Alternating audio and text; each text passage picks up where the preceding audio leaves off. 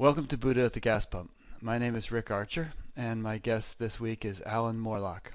And Allan lives in the Garden State of New Jersey. And I was introduced to him, I think maybe your wife Gina got in touch with me at one point and said, how would you like to interview my husband? Allan has an association with the Waking Down group, of whom I have interviewed quite a few people, but when you listen to this interview, as I've been listening to several of his other interviews, the scope of his experience is much broader than that, and there's a lot of diversity among the people who are associated with that group. So it's not like you're hearing the same story over and over again when you talk to them. In any case, thank you for this opportunity, Allan. And we have as much time as you want today, so we'll go into your whole story. And I know from having listened to you tell it that it's a fascinating one. Thank you, Rick. Better mention my friend Robert Ciccolini. Oh, that's right. It was Robert. Yeah. He contacted you originally. That's right. I forgot. Yeah. Good. Well, thank you, Robert.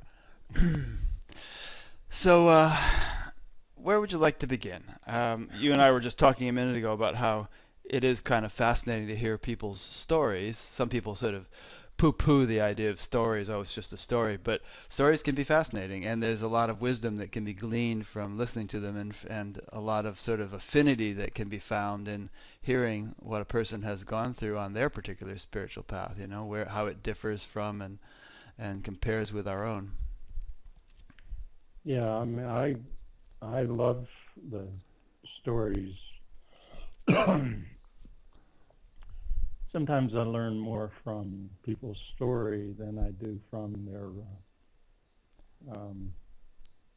their teaching. Their teaching, yeah.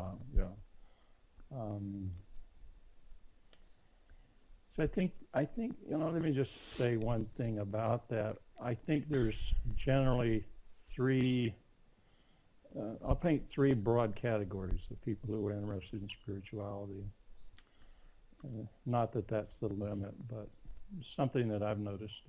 One is the yogi type. The yogi type will come to see everything as energy. Everything is pure Shakti. The other is more the pure Jnani, who comes to see everything as Brahman, everything is consciousness. And the third category, which is where I lean into more, is the bhakta, who sees everything's the play of God. Everything's the lila of the divine. And so in the stories, the mystery hints at its own self through the stories of the people who live spiritual life. Really everybody, but we're given the role of being spiritual types. Sometimes I think, well, it would have been cool to be an NBA player, but it's the role that came. This is what happened. Yeah. We're given the role of spiritual types. Maybe a spiritual NBA player. Yeah, the problem with the spiritual thing is the more you become what would seem to be championship material, the more you become aware that you're just completely ordinary. Mm-hmm. That everybody's very, very special, and at the same time, very, very ordinary. Yeah, I mean, it's true. You read these accounts of people who have near-death experiences, and they consider themselves to be just sort of totally ordinary people, and then they kind of have this sudden glimpse into how incredibly magical and vast and profound their life is, and how much they are loved, and just what an amazing thing life is, and then they come back into their ordinary life and often changed permanently as a result of that experience. Yeah. I'm quite fond of those stories, actually. And my spiritual experience, as it's matured, it tends to align. My interpretation tends to align more with some of those than it does with some of the dharmas of the world. I've listened to a lot of them, not extensively in terms of investigating any particular one, but the one lady who really stood out in my mind is, her name is Nancy Dannison. Huh. She's this lawyer out in Columbus, Ohio. And it was an amazing experience and really reflects my own experience very well. Mm. I'm going to be interviewing a woman in a few weeks who was almost murdered. I mean, attacked and stabbed repeatedly with a knife, and she had an experience like that, and just completely sort of went into this heavenly realm and felt nothing but love for her attacker, and it completely transformed her life. Yeah. But that's a bit of a tangent. So, as I recall in listening to your interview, one of your interviews, at a very early age, you had a sort of a realization that, you were not just this little kid in Tennessee, that there was something more to your life, and you didn't want to lose or forget, that more profound or essential aspect of who you were. Yeah, what that was, I was, there's no way to tell exactly the age, but probably 3 to 4. Mm-hmm. The reason I came up with that age is I grew up in we had a little cabin on the side of the mountain. 4 children, 2 adults, dogs, cows, pigs, chickens. Moonshine still. Moonshine. Yeah, you could walk back in the mountains and occasionally find a still. We had no running water. We had no toilet. You wanted to go to the bathroom. Bathroom was outside the house. And we didn't wear shoes except in the wintertime when it was really cold. We bought very little food because we had very little money. Anyhow, I was around the age of 3 or 4, and because my mother worked constantly, just keeping the house, keeping us alive. And I got out by myself, a little child, and walked sort of up the hill behind the house towards the mountain. I was a couple 100 yards, 300 yards away from the house, and I looked down on it, and I suddenly realized that this experience was causing me to lose the memory of my nature. This experience of being a person, of life. Yeah, there was something about being a human or becoming human that was erasing the memory of who I am, basically, my essential nature. And that memory flashed so profoundly into my the beginnings of a mind, the formation. The mind was beginning to form, but the memory of my essential nature flashed so forward. It was a horrifying moment, really. It was just horrifying, and I concluded that these creatures, humans, had kidnapped me. But it was so baffling. How could they have kidnapped me? How could this have happened? How did they capture me? But that was the only thing. I don't think that particular concept formed at the time. But as the capacity to formulate concept came into the formative mind, that's the concept that most captured what I went through. And I knew that I was a completely free, transcendent being, that there was no such thing as language and the struggle to communicate through language. There was no restriction to movement.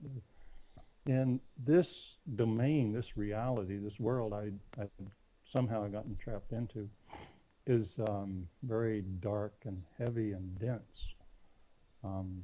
There's no, in a spiritual nature that I remembered, there's nothing that opposes light, so there's no, you just don't have a contrast there. That's your. So in the midst of that intense shock, I took two vows. First of all, I vowed that no matter what these people did, no matter what this world imposed on me, I would never forget my nature. It was an intense vow that I took. And I took a second vow, which I pretty much forgot until 1990, in the summer of 1990. The second vow was that I would find my way back home. How'd you do on the first vow? Well, so I never forgot that. It was never erased by the process of onset of mind and the... You never forgot your vow, or if you never forgot your nature? Both of those. Really? So you didn't, through all the teenage craziness and all, you managed to sort of retain some sort of self-realization? Right. Huh. I was always aware of that. And it didn't make my life easier or better. Actually, it made it worse in some ways, because I couldn't find any reflection or justification of that in the world around me. You felt like you didn't fit in? Oh, well, that would be putting it mildly. Yeah. I never did. I didn't form the natural bonds and connections that other people around me were forming. Stranger in a strange land. Yeah, some of that was there. Yeah. Huh. So, okay, so you're in your early 60s, so, and you said it wasn't until 1990 that you sort of rekindled your vow number 2, I guess you said it was. Take us through your life. I mean, covering quite a few decades there of adventures. Yeah, there are a couple of things that happened along the way. One thing that, little things would happen that I couldn't explain or understand. One day when I was a teenager, I just looked at my arm. And when I looked at my arm, held up my hand, I was just looking at my arm, and instead of seeing a human arm, I saw a stretch of stars and galaxies. Wow. Huh. Solar systems. Interesting. And I didn't know what to make of it. Just out of the blue. It just... Yeah. So you weren't on LSD or anything. It just no, I never heard of. When I was, my childhood was very innocent in some ways. We weren't exposed to anything but alcohol, and alcohol never had any appeal to me. Mm-hmm. But there was always that drive for a higher thought, a higher connection. Yeah. And I went through pretty much the same thing everybody does. The personality did come, it did develop, the whole mind and individuality took hold and took its toll, and all the pains and pressures that everybody goes through, the confusion and all that. Then when I was 19, at the age of 19, I think, I had a conflict with a girl a high school girlfriend. I was really torn because I had this love for this woman, young woman, and at the same time, something was compelling me to a higher thought, this transcendent search or spiritual seeking.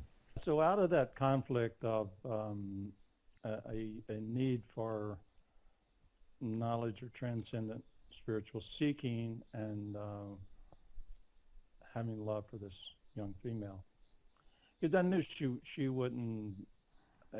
Her interest was what I call picket fence reality. She had it all planned out. And in the midst of this, she decided to marry another man, which was emotionally devastating to me. I was sort of torn between these two worlds, so to speak. And I thought very intensely about this. And at that time, I was having long hair and using pot. But I used pot and hallucinogens actually in a very single-minded way. I wanted knowledge. I wanted to penetrate this veil of the individuality in the mind. It was very clear to me. That's why I was doing it. And my mother, she became kind of upset about the whole thing naturally, and she was the only, most of my family pretty much disowned me except for her. And one day she questioned me. She said, "What is it that you want?" And nobody had really asked me that, so I had to clarify. And I thought to myself, I want knowledge. That's what I came to, is I just want knowledge. And I had to go through a kind of investigation about, I'd been exposed to the writings of Castaneda, and there wasn't much else to read. I mean, you could go in a bookstore in those days and 2 books on spirituality, maybe.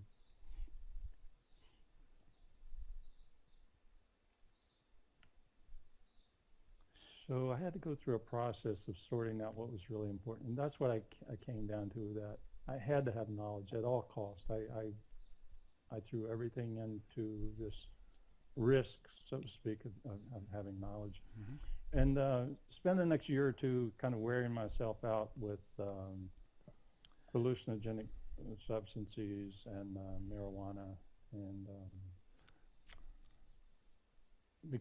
went into an intense depression, horrible depression. And I never used any drug that I perceived as addicting, like heroin or amphetamines. And then one day, I picked up a book on meditation, and I tried to practice with almost no success. Then I saw a picture of Mahesh Yogi in the TM thing. That would have been 72. And I was in my early 20s, had a wife and a child at that time, and living this insane lifestyle. And went to the introductory lecture, and I think the guy's name was John Lyons. I never heard of him since. Oh yeah, I know John Lyons. Oh great. I wonder where he is these days. Last I knew, he was out on the West Coast running. Well, this is like 20 years ago. I saw him out there. He had a burrito place called Juanito's Burritos. Wow. And very delicious burritos. Oh, wow, yeah. Oh, that's great. Yeah. So anyhow, I went to the introductory lecture, and he said, okay, to start this meditation, you have to give up drugs. I immediately dropped all drugs. Starting the TM practice began, I think it was in 72, John Lyons. Actually, when John did the puja for initiation, turned to give me the mantra and tried to get me to repeat the mantra. I couldn't even repeat the mantra. I suppose it was some kind of samadhi. I had an awareness of myself, but it was like I couldn't connect with my body. I didn't know. I couldn't speak. I thought something was wrong. I thought I was failing the program. so just the puja zapped you so much that you... Yeah. So anyhow, let's see if we can fast forward through some of this. The TM era went on for about 12 years. During much of that, I had a very, very pure lifestyle, very dedicated to practice. Meditation was great. I had a number of very transcendent experiences. Even in that winter of 72, 73, I was at teacher training for a 5-month program, and in the break, we had a small group who were doing both programs, and we were in, was it Punta Umbria maybe? Mm-hmm. For the duration, the Mahesh Yogi went into 7 days of silence and told us to do the same. Mm-hmm. And at that point, my mind merged into Om, and I saw clearly through direct experience that Om is sourcing everything continuously. Creation and dissolution happen every moment, rather than only over so many yugas it's said to happen. It also happens, you could say, with every breath, although Om and breath aren't exactly the same. But I saw that directly, which was just the very beginning of what I was seeking in terms of knowledge. Went on through development of transcendent quality of awareness, and then it kind of started to migrate away from the TM program in the mid-'80s, and consequently it had there was a psychic opening then, and I knew way too much. I'd look at someone and I would know their past lives. I would know the karmas that were involved with the problems they were dealing with. But I kind of looked at it and I said, well, it's okay, it's good stuff, but it's not my destiny. And I didn't force it away. I didn't give it a lot of value. Could have made a profession of it if you wanted to. Yeah, I could have kind of become a $25 psychic. Anyhow, it didn't fulfill my quest, and did a stint of rebirthing at that time to sort out. The transcendent was clear to me even then. But then there's this personal life that was going on that, okay, how do we get this thing to work out here? how do we get this human part to work out for in relationship and family and all that? And rebirthing helped somewhat. Still, my quest was nowhere near satisfaction. Then around 19... Let me interject a question here before you continue. You had said earlier that when you were 3 or 4, you had made this vow not to forget your true nature, Right. and you said that you never really forgot it, Mm-hmm. and yet you went through a whole phase of taking drugs for a few years. Did you take those drugs? I mean, even during the drug taking, did you not forget your true nature? And why were you taking the drugs? Well, What were you hoping to gain from them that you hadn't already gained in terms of knowing your true nature? the memory of the nature was there. Ah, just a sort of a taste of it or a flavor. Yeah. Not memory like remembering my mother's maiden name, because I could forget that. This Right. wasn't that kind of memory. It was a memory that cannot be forgotten, no matter what happens. But the full living of it wasn't there, and that's what you were looking for. The mature expression of it. Okay. There was still The imprint of it was there. there was still a hard, demanding quality of personality, of individuality that was hard and demanding. There was a mental construct that became a prison, so to speak. Yeah. So Yeah. that it was an attempt to penetrate that, an attempt to bring that, the knowledge, a living knowledge or a continual knowledge of that transcendent nature into play. Right. And so your TM years ramped that up some, but still didn't fulfill it. Right. Okay. Certainly brought clarity around the transcendent quality, but didn't do much for the personal life. It didn't bring the kind of satisfaction either to the personal life or to the quest. Right. Then in about 1988 or so, Sai Baba came to me and you could say dream or meditation or trance, whatever. It's another dimension of being that this happens. And I found myself in a something like a cave in the Himalayan mountains. And there was me and Sai Baba and a yogi. The famous Sai Baba with the big hair that died recently. Right. Mm-hmm. And then there was like a 3-way nonverbal communication. And when I came out of that, what I understood was I would no longer have a yogi as my guru, but Sai Baba himself would be my guru. So from that time on, my relationship with Sai Baba intensified. And by 1990, You'd never met him in person. This is all I'll get to that. So in 1990, my desire or need for clarification had sort of reached a point of another level of intensity, I guess you could say. And at that point in 1990, I could no longer, I just simply could no longer live. It wasn't a state of depression. It was a state of just absolutely no interest. Like the desire for knowledge had ramped up even more. And finally, in the summer of 1990, I made a trip to India to meet Sai Baba in person. And I went alone in India. Going to India at that time to me was like, I should have gone to, if I'd gone to another planet, it would have been easier to assimilate, I think, because I had no idea how completely different everything is in India. So I landed in Bombay and had to get my way over to Parthi where Baba's ashram is. And I go and I sit down in the space for darshan, and I look over to my right, and who's sitting there? Andy Reimer's sitting there. Oh, yeah. Actually, somebody I knew. I'd known Andy pretty well. Anyhow. Yeah. So I knew him pretty well. Yeah. Anyhow, there was a moment when Sai Baba walked into this space for darshan, and I immediately remembered the second vow that I would find my way home. And in that moment, I absolutely, completely knew that was home for me. And my relationship with Baba. That what was home for you? That presence. That presence that is presented through the form of Sai Baba.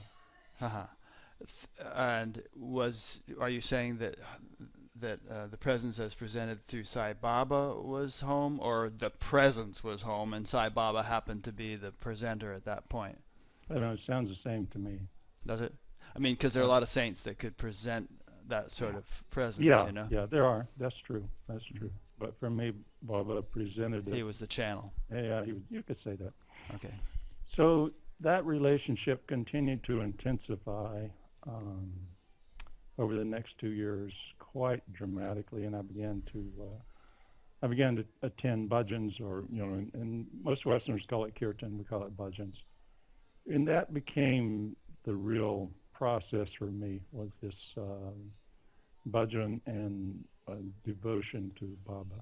Why don't you explain what bhajans are for those who may not know? Bhajan is mostly Hindi or Sanskrit or certain other Indian languages, which are sung devotional prayers. So a leader sings a line, and the group repeats that line. Mm-hmm. It's a form of prayer, really. Had you given up your meditation practice at this point? No, I still kept the practice. The mantra changed and eventually left altogether. Mm-hmm. Within a few years, the mantra changed. It just kind of happened naturally. I didn't have much intention around it. Okay. But the practice of sitting continued. I've always loved sitting in the quiet, and I still do. Mm-hmm. Purpose is a little different now. So the intensity of love for Baba continued, and then he began to appear to me in the form of Shirdi Sai Baba. Mm-hmm. He would come to me in meditation, at all times, at night and sleep and so on. And that was a Sai Baba who had lived 100 years ago or something, right? Yeah. He was contemporary of Sri Ramakrishna, mm-hmm. and I can say more about that maybe. But anyhow, Shirdi Baba began to appear to me, and sometimes would give instruction or teaching. And one night, I think it was Guru Purnima 1992. Baba came as what we can say Sagun Brahman, or Brahman with the form and with attributes, and taught me what, at the time, I didn't understand what he was teaching me, but in retrospect, I see that he was teaching me pure Advaita. Shirdi Sai Baba did this. Right. He gave me these instructions, he gave me three terse sentence expressions, which I would say were Mahavakyas, but they were in English. Mm-hmm. Then in that same night... Can you tell us what they were? The three of those were, I am the motivator of,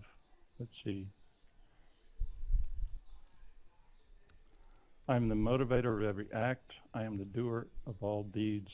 I am the enjoyer of the fruit of all acts. A fourth one came later, but I don't want to talk about that here. Okay. But those four Mahavakyas became my practice from that point on. But anyhow, that same night, Baba came back and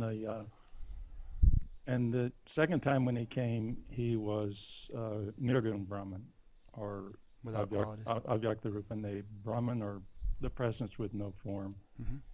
And what happened in that occasion was Allan merged into that. Allan became that, and there was no more.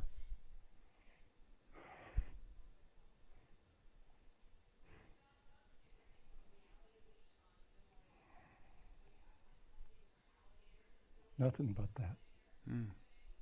Perfection. Ultimate perfection.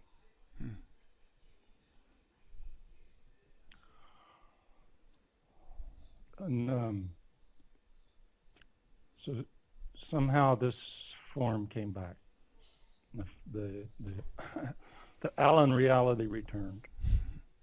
It took a few days for me to kind of adjust to that. But that was the knowledge I'd been seeking. That was what I was after. And then that practice and that devotional thing continued. And when the Allan came back after a few days, did you feel that that which you had been seeking was lost to any extent, or was it more of an integration so that that could become a living reality? I'm sorry, I don't quite understand the question. Well, in other words, sometimes people have a profound merging like that, into universality or unboundedness or whatever, but then when they kind of start getting back into the nitty-gritty of their life, they lose that. Oh yeah, And you could say it was lost in the context of what you're saying, it was lost. okay. But the certitude, the ground of being, wasn't lost. Mm-hmm. Okay, so what the kind of next step that unfolded was, in my devotion for Sai Baba intensified. It kept getting more intense. I would think, God, it can't get any more intense, but it did. It kept ramping up and up. Which Sai Baba are you talking about here? Well, they're all the same to me, but Sai Okay. Baba, the Bharti Sai Baba. Uh-huh. And around his birthday time, I went into an enormous devotional kind of explosion in my relationship with him. And merged into him not as that pure kind of limitless Brahman presence, but in the form of pure love. He came to me in a vision or meditation. This might have been in '93. I don't remember the exact year. But he came to me in form, and it was a process that went on for probably 2 or 3 hours. I don't want to explain the whole thing here, but I've written about it in my autobiography, if I ever get that together as a book. But at the culmination of that, there was just Sai Baba and myself, and we would touch each other. There was form, there was name, there was appearances. And the love intensified between us until everything dissolved except divine, pure, the ocean nectar of pure divine love. And around that time, the individuality of Allan collapsed. It was just gone. And I couldn't relate from that standpoint anymore. The point of reference for my relating to the world and life around me was that I am the source of all life. I am pure existence. I could relate to myself from the standpoint of I am light, I am energy, I am fire. That was it. It was a difficult time for the people around me because I had no sense of these are my children, these are not my children, this is my home, this is not my home. I remember at one point I had to sign a check to pay sales tax, and the idea of signing a name was just totally revolting to me. I was like, name, form, what does that mean? It didn't mean anything to me. So you were back in the States at this point? Yeah, I was at home at that time, and I was actually working. Working wasn't a problem. I entered a state of intense ecstasy, constant ecstasy, unimaginable ecstasy, and so long as I was alone, there was nothing but divine ecstasy. It's just overwhelming. What sort of job were you working at? Oh, I have a lawn mowing service, so I was mowing lawns in the meantime. So that's nice and simple. You can just sort of push a lawnmower. Yeah, right. It didn't require. But some of the things I did, looking back on it, were just crazy, and had the mind. And I could roll down a set of concrete steps and have no injury whatsoever. And everything to me was humorous and fun. But I was in constant ecstasy. The only thing was when I encountered other people, I felt their presence so deeply, and I felt their pain and would be overwhelmed with their pain. I remember walking across someone's lawn and got this pain in my shoulder, and I looked up and there was a broken limb in the tree. I felt everything so intensely. And I didn't sleep. I had no interest in food. And then I reached a point where I realized I kind of had enough sense that this could not go on. It was so intense, it was burning out my body. So you said that you weren't like sleeping and you weren't eating. Do you mean literally no sleep, no food, and that's why your body was going to drop in a week? Well, I never went unconscious. I would lay down for maybe 2 hours a night. The rest of the night I would sit. Yeah. Yeah, and then a little bit I would eat. I could not, normal food, I could not eat it.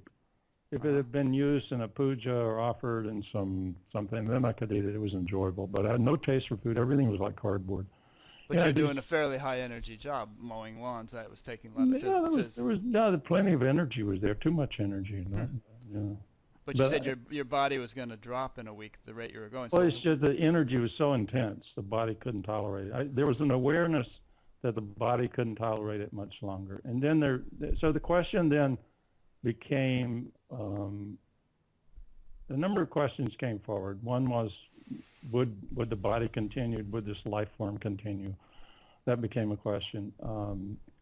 And then there became a question, would there be an ego in the body? Would there not be an ego? Would it be dropped? And then there was a specific moment, or probably a couple of specific moments, when I said, well, okay, either way, it's fine, but not a decision that, there was no person here to make that decision. There was no individuality. So there was an awareness of a decision, but then there was a leaving of that decision to God, to the mother. I sometimes just say the mother. Sometimes I say Baba. Sometimes I say Swami. Sometimes I say whatever. But I knew that life made the decision. Mm-hmm. So then I have to cut. This part could be tedious to talk about. But how that decision was made and the process that went through. There was a child who came.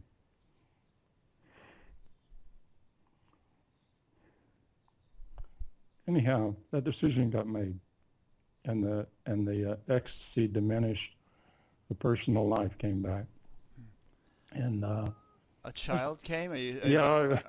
Literally a small child. I was working one day, and I met this little girl. She was maybe 4 or 5 years old, mm-hmm. and she sort of pulled me back into the human context. Was that the little girl who asked if she could help, and she said she didn't need any money or anything? No, it was just, I met this small child. I was working, and we began to play with her toys and pretend, the little pretend. At that time, I could relate really well with children. I couldn't relate with adults at all, but children, I could play with them. I was like one of them. I was very much like a child, and so I had this connection with her, and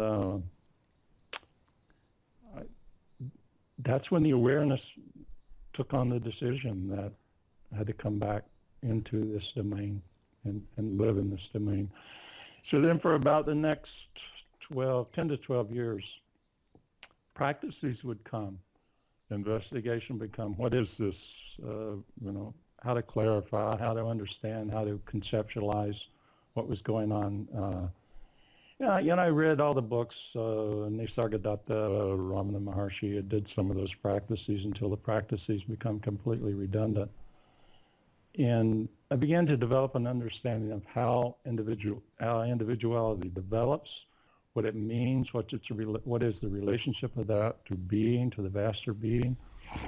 And there were several kind of awakenings or culminations in the knowledge. There was a point where in meditation, I would experience or see, not with physical eyes, but I would see all of creation coming out of being. Everything would appear, everything would arise. Entire gods, humans, animals, planets, everything would just arise out of being. And that reached a culmination somewhere around 2000, 2001. I was sitting once, and that when creation arose, a voice came and it said, "This is myself," and it was my voice, not the voice that's kind of inside our head as a mind, but there's a voice that consumed everything. This is myself. I was pretty dysfunctional for a period after that. The next part of the journey, there's a lot of other things I'm glossing over. Mm-hmm. Next part of the journey, and in a way, I was like the Forrest Gump of spirituality. I was very innocent in so many ways, and it just would be absorbed by devotion for God and these forms of God. I developed a very intimate, close relationship with another avatar in India, Narayani Amma. She's not very well known in the West, but I met her when she was barely out of her teens. Anyhow, what happened after this kind of peak of yogic awakening, I had this death came calling. I had several near-death experiences, not classical near-death experiences, but came very close to physically dying several times. But this one with the lung infection, I had, at that time I was spending a lot of time in meditations, 4, 5, 6 hours a day. I was in solitude. My children were grown. My wife was deceased, and so I went into the surgery, which was mandatory. It's apparently the only way of surviving this disease. Did you pick it up in India, do you think, the disease? No, it's a long story. Okay. It has to do with a kind of a defect in my esophagus and lung infections. Okay. So anyhow, during the surgery, I was unconscious, and I had this experience where I enter this big hall, and I'm there, and there's some other people or beings, and they're looking through books or whatever that's explaining my life. And they're kind of, well, okay, this guy's good to go. He doesn't need to go back. And I'm thinking, oh well, this is cool. And then suddenly something appears in the distance, and this being, this form slowly comes forward, and it turns out it was Shiva. But he was the ugliest, most ascetic form. I've never seen any picture of Shiva that betrayed him like this. Hair and dirt and filth and ashes all over his body, and matted. Just it was really, really ugly. But still, it was Shiva, and that pure, infinite being was shining through somehow. I know it doesn't sound logical. Anyhow, so he comes forward, and by this time he has everybody's attention, and he just makes this little motion, ever so slight motion, and we all understood what he meant. Send the dude back. Yeah, and that, I keep unraveling the meaning of that, which many, many others similar, visions of Shiva, visions of Krishna, visions of Ram, some in dream meditation, some in real life. Keep unraveling the meaning and the significance. But I believe that was the point when I was set on the course of real embodiment. It's as though Shiva said, okay, you found me in the transcendent, you found me in infinite love, you found me, but can you find me here?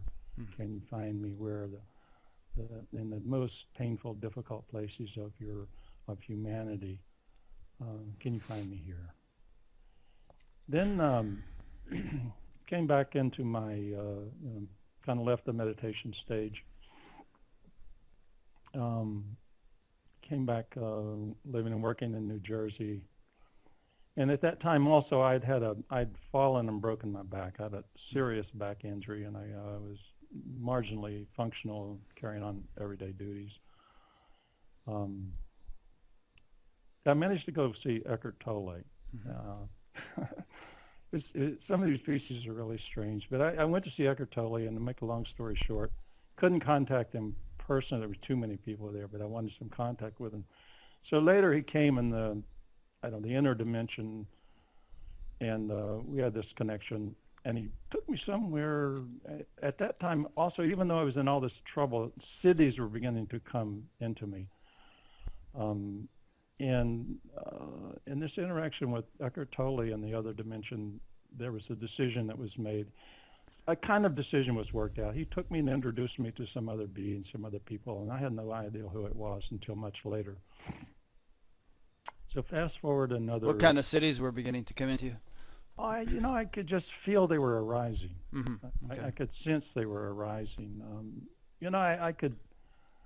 I could be aware of people at a distance and knew what was going on with them. I would enter states where I literally could hear the prayers of everybody. I would know what people were praying, what their heart's desire was.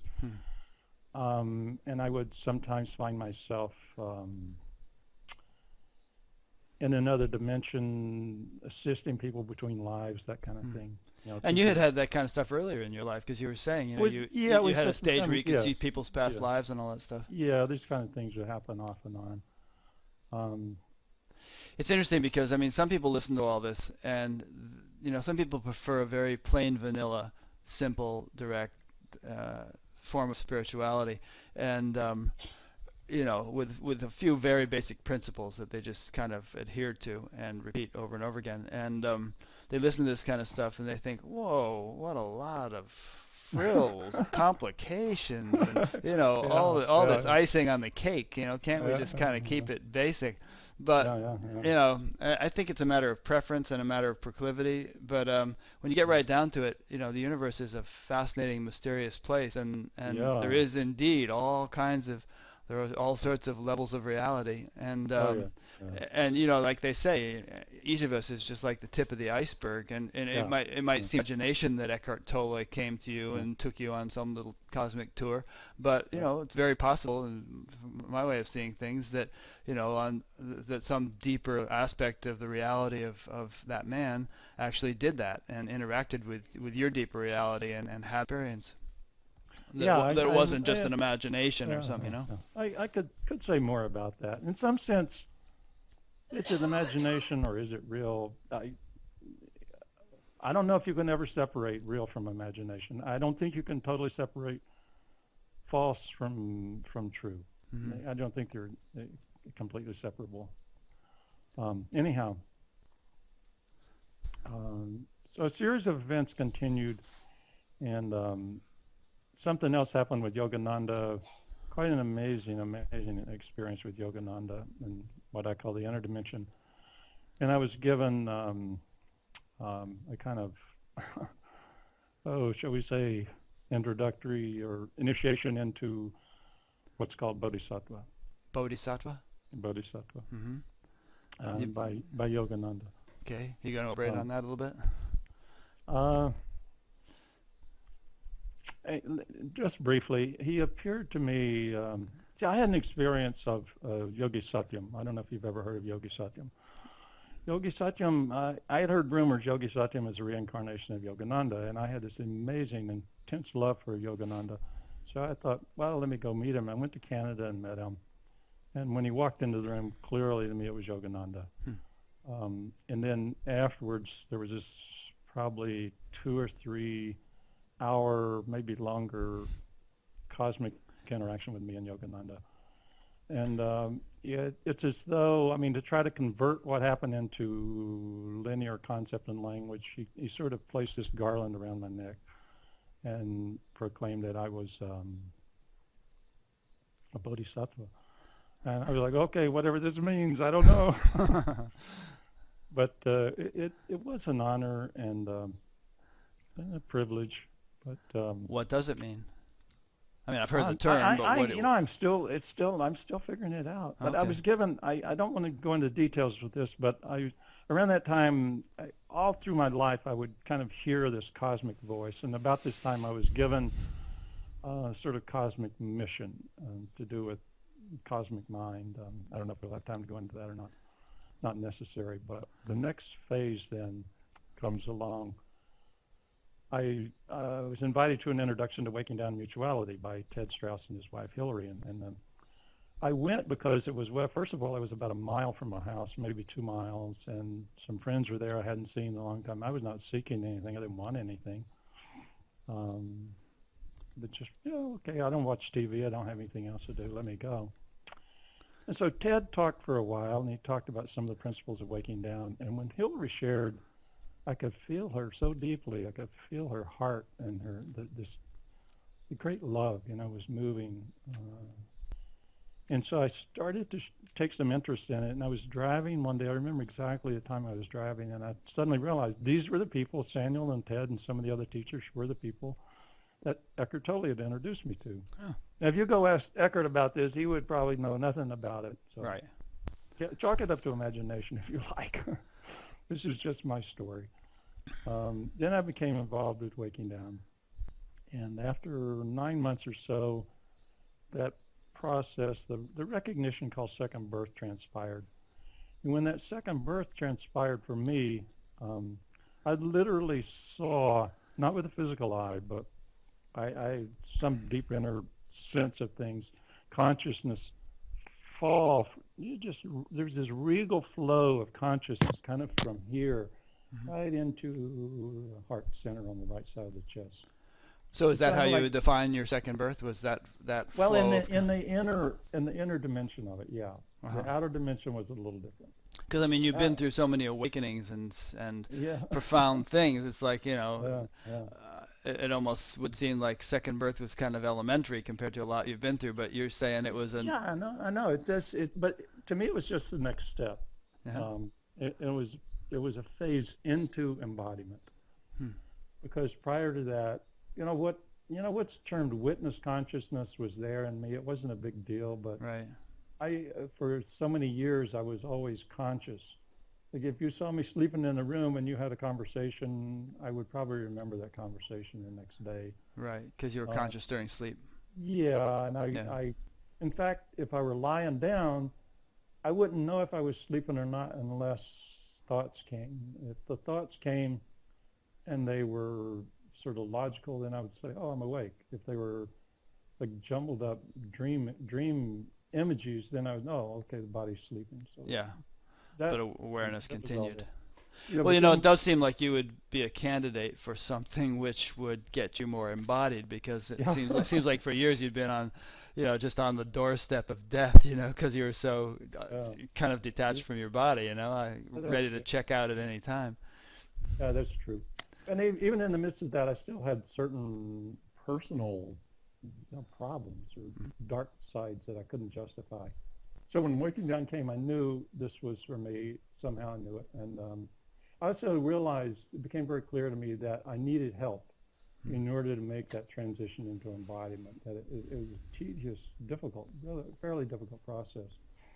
So anyhow, about that time, the second birth period, some other things happened that broadened the maturity here, broadened the understanding of what human nature, God, and life is all about. Incidentally, Sai Baba came in my dream at that time, and he made a statement like something like this. I mean, this isn't in language, but he made a statement something like this. So you finished the yoga above. And I said, Swami, you know more than I do. Then he made this quick motion. He actually shook hands with me. He wouldn't allow me to do Padnamaskar. So he kind of shook hands with me and he made this motion. We have work to do. Let's get busy here. And he goes off with me in a huff. So the other thing that happened then, which... Finishing the Yoga Bhav means? Well, it's an ongoing discovery for me what it means. I think he was acknowledging that what we seek to achieve through yogic practices, that seeking was no longer there anymore. What does the word bhav or bhava mean to you? Bhav, B-H-A-V, it's like feeling, but more than just feeling. There's a like Sanskrit, a mood. But a deep mood. In Sanskrit, there's a phrase yad bhava tad bhavati. We translate it in English means as you feel, so is it. But it's not a feeling you can change at will. Right. As you feel, so is it. Yeah, like that. Yad okay. Bhavati. So anyhow, the other thing that happened then was that the soul itself revealed itself within me. I could say I saw the soul was mumbo jumbo, but there was an experience, direct experience of the soul itself.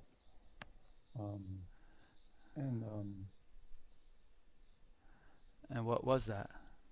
Oh God. I mean, you say these things, they're like little teasers, but you got to actually explain what the experience was.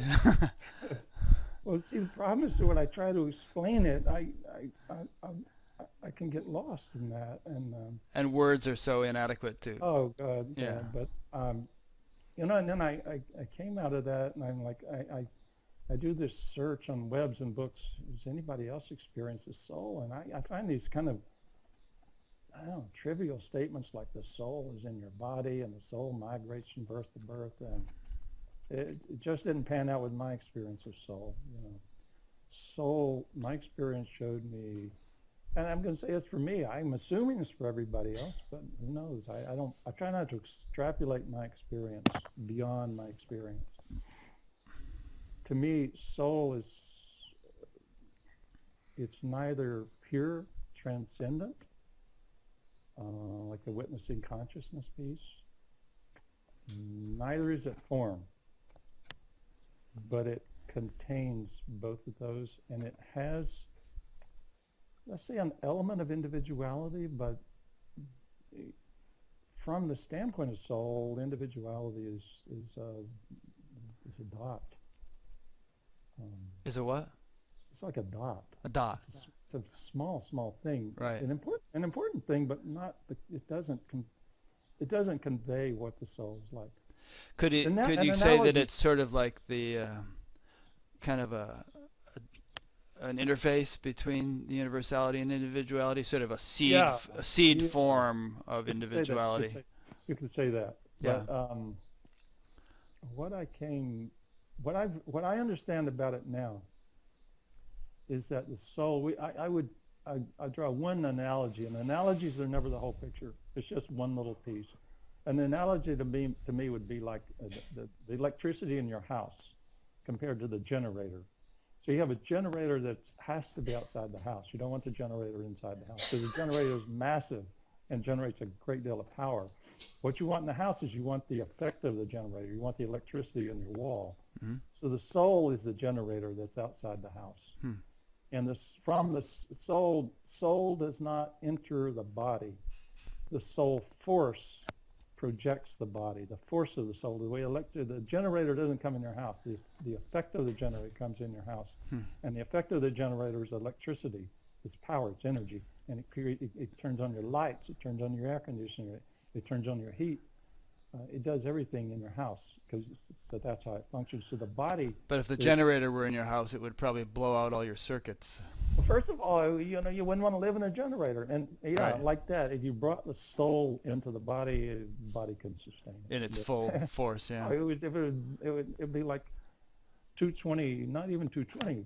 Those high voltage wires that run. Yeah, 11,000 volts or whatever. If you plugged your house into that, what would happen? Fry it. It'd fry it. Fry everything.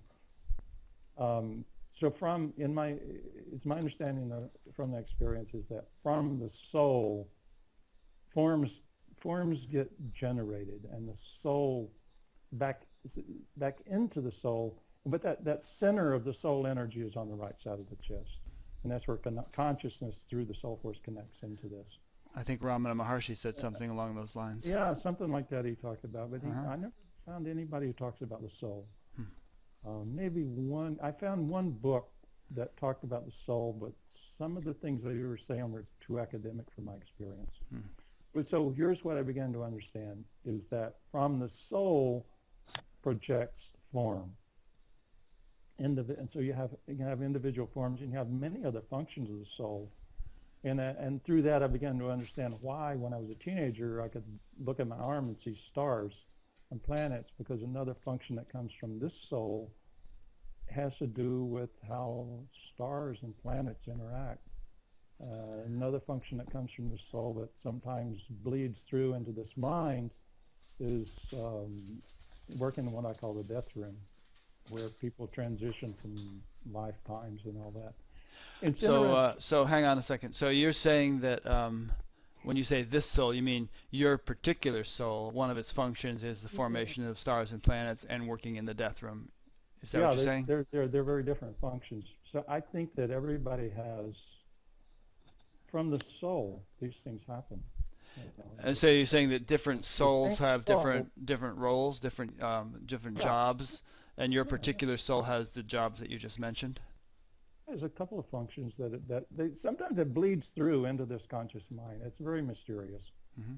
But what happened after waking down in the beginning of the embodiment process is that the actual soul function seemed to change a little bit. So that embodiment actually has an empowerment that's more than just on the surface. It runs really deep. That's what I want to say. That's my experience. There's an empowerment that runs really deep and enables soul force to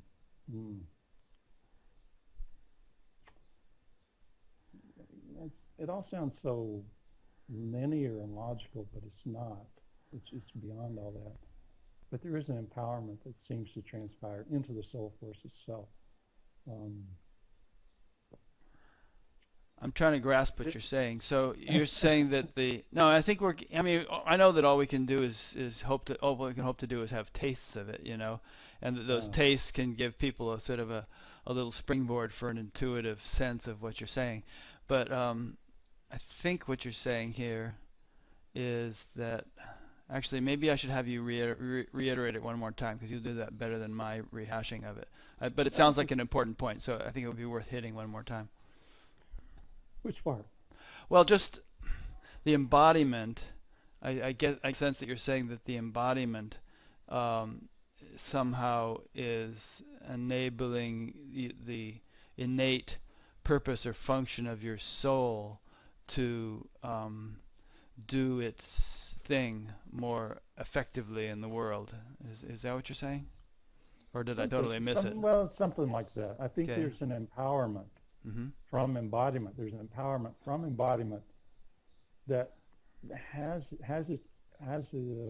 feeds into the soul, and therefore into the other functions of the soul force. The soul itself is vast and rich and complex. So we might say, perhaps, and tell me if I'm getting closer, that without embodiment, the soul or can be, it's much more sort of transcendental or detached or far removed from the nitty-gritty of life. But with embodiment, more of the full force of the soul can be brought to bear in your life. Sort of like your generator analogy. I mean, without embodiment, the generator's outside the house, and some of the power from it is trickling into the house and powering things.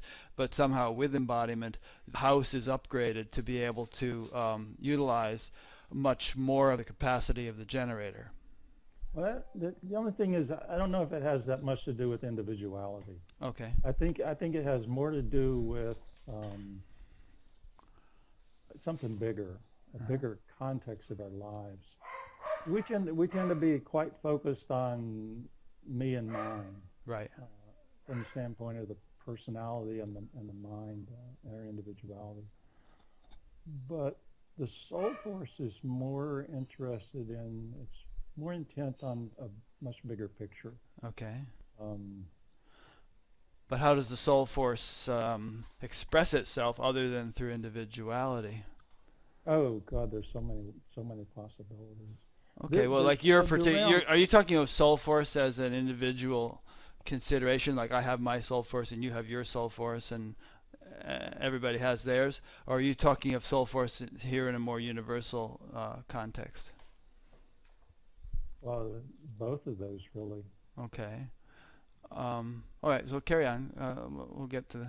Okay. Yeah, I mean, we could spend a lot of time talking about that, and much of it's just extrapolation from a brief experience, a few brief experiences, trying to organize it into an understanding. Right. So certain parts of wisdom, we just organize them into tidbits. Yeah. There's a bit of defilement that goes on there. Yeah, we're just grasping at straws. I guess what I'm excited about it is that no matter how high we fly spiritually, embodiment still has something really beautiful to contribute. And I know, and I don't want to discredit anyone else. Some people have an awakening experience and there's no more individuality, there's no more person there.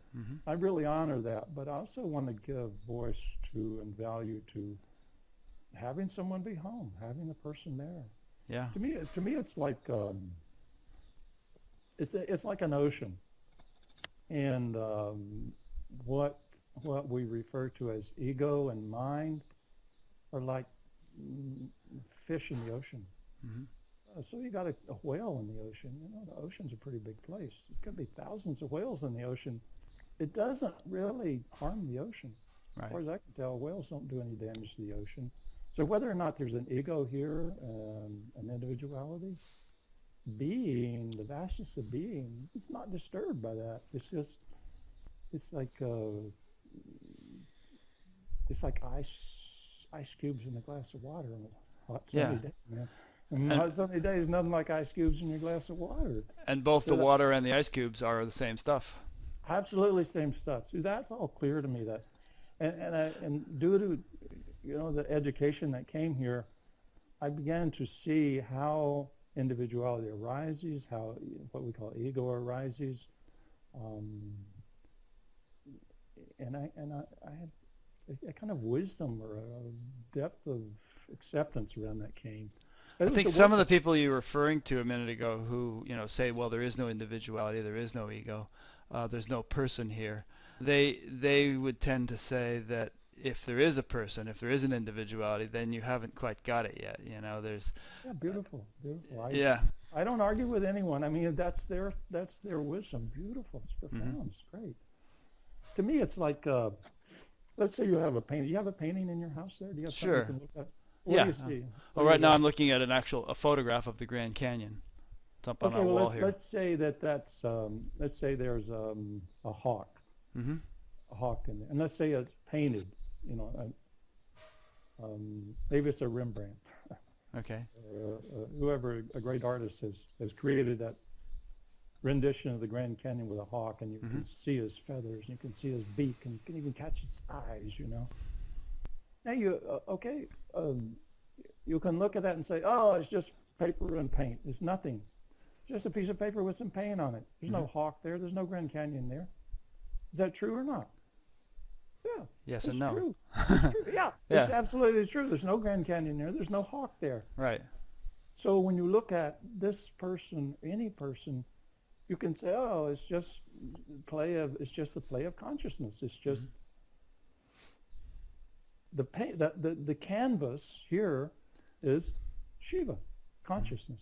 There's a canvas here, a blank sheet of infinite white paper, Shiva consciousness. And you could say, that's all that's real, or that's all that's significant. And on that canvas, Shakti, the ink, Shakti is the ink, creates an Allan and a Rick and history and people and planet and all that. And we can say, oh, it's nothing but paint and canvas. There's nothing real there. But how does the creator feel about that? How does the great Shakti, the mother, who's putting the images on the canvas, doesn't I looked at the history of Waking Down Mutuality. Here's what I began to discover. The yogis came from India. Mahesh Yogi, some other, I don't want to go into that whole story. You're pretty familiar with it. And what did we get with TM? We got mantras. And look at those mantras. They're all the names of Devi. I don't want to talk about the mantras, but you know what your mantra you were given, and you go into the history of it. It's the name of Devi. It's the name of the mother. So we go on worshiping, in a sense, or praising, or whatever, these names of Devi. And then kind of historically what happens is you have the onset of Narayana Amaji, Sri Ma, Karunamai. You have these human living forms of the Devi come onto the stage. And I've had a lot of experiences, a lot of involvement with all of those forms. Oh God.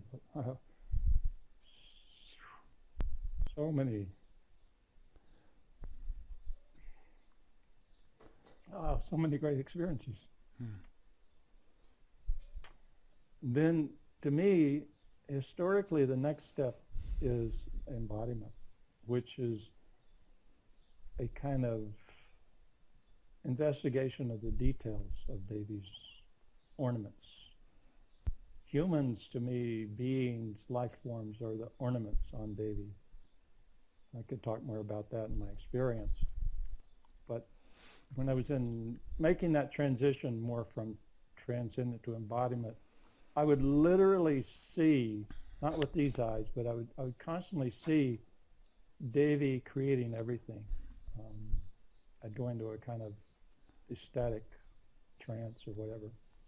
But I would see Devi, the Divine Mother, creating everything. She's simultaneously making concrete hard and flowers soft and children beautiful and snakes doing their thing. And I would see her just doing everything simultaneously.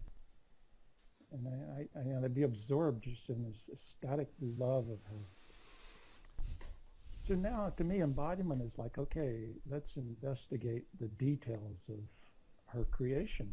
Mm-hmm. So the Allan that's here, the person that's here, the ego that's here, I don't know if there's an ego here or not. To me, it's like, doesn't really matter. I'm aware of the one creator, the one creative matrix, creating everything. So if there's an ego here, she's creating that. If there's no ego here, then she's just not bothering to put in an ego here at the time. Mm. It doesn't matter to me. What really matters to me is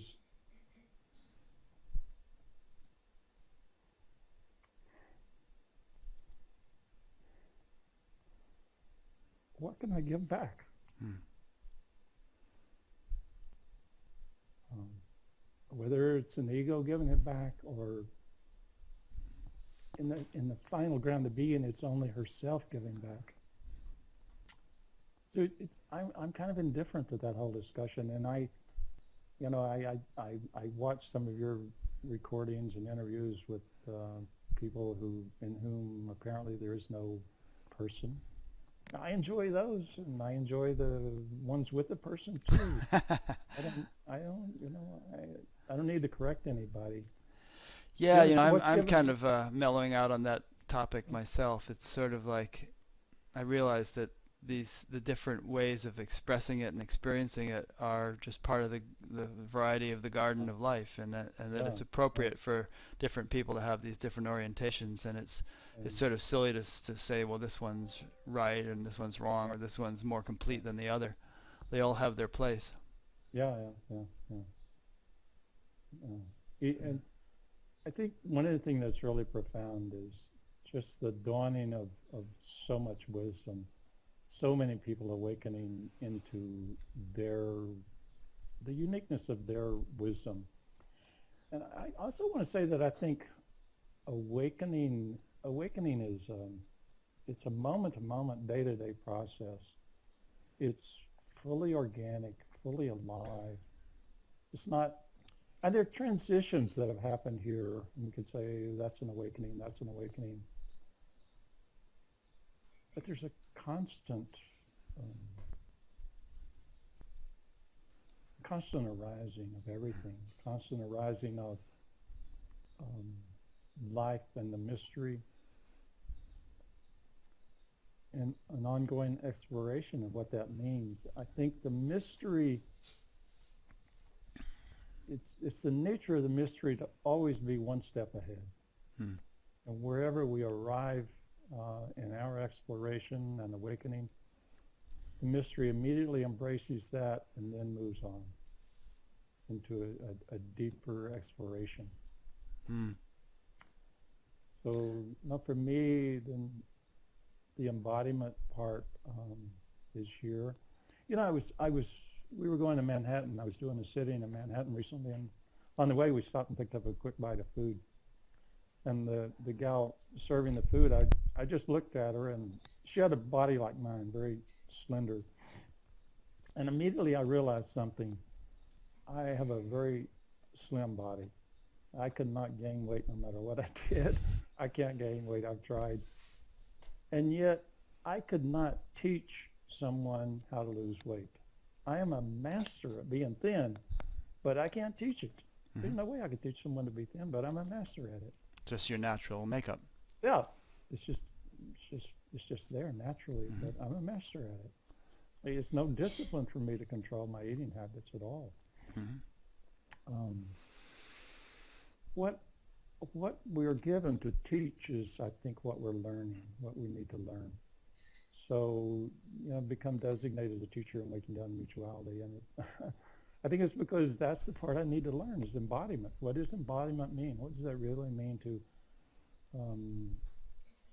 fully live with the awareness of the transcendent wisdom, but to live everyday life? Mm-hmm. And a lot of that entails the arising and meeting of what we can call shadow or difficult parts of our lives. The places, I think many of us who journeyed into the transcendent search and long meditation and all that were driven by an attempt to escape what it feels like to be human, what it feels like to be trapped in these bodies. Just as when I was a child, I took a vow to get out of this place no matter what it took. I think that's indicative of how we all kind of live in the spiritual quest. Maybe not all. Let's say a large portion. I don't know about all. But being human is and to the extent especially that we have an intuition or a memory of our spiritual nature, we're driven to get to that as a means to escape this.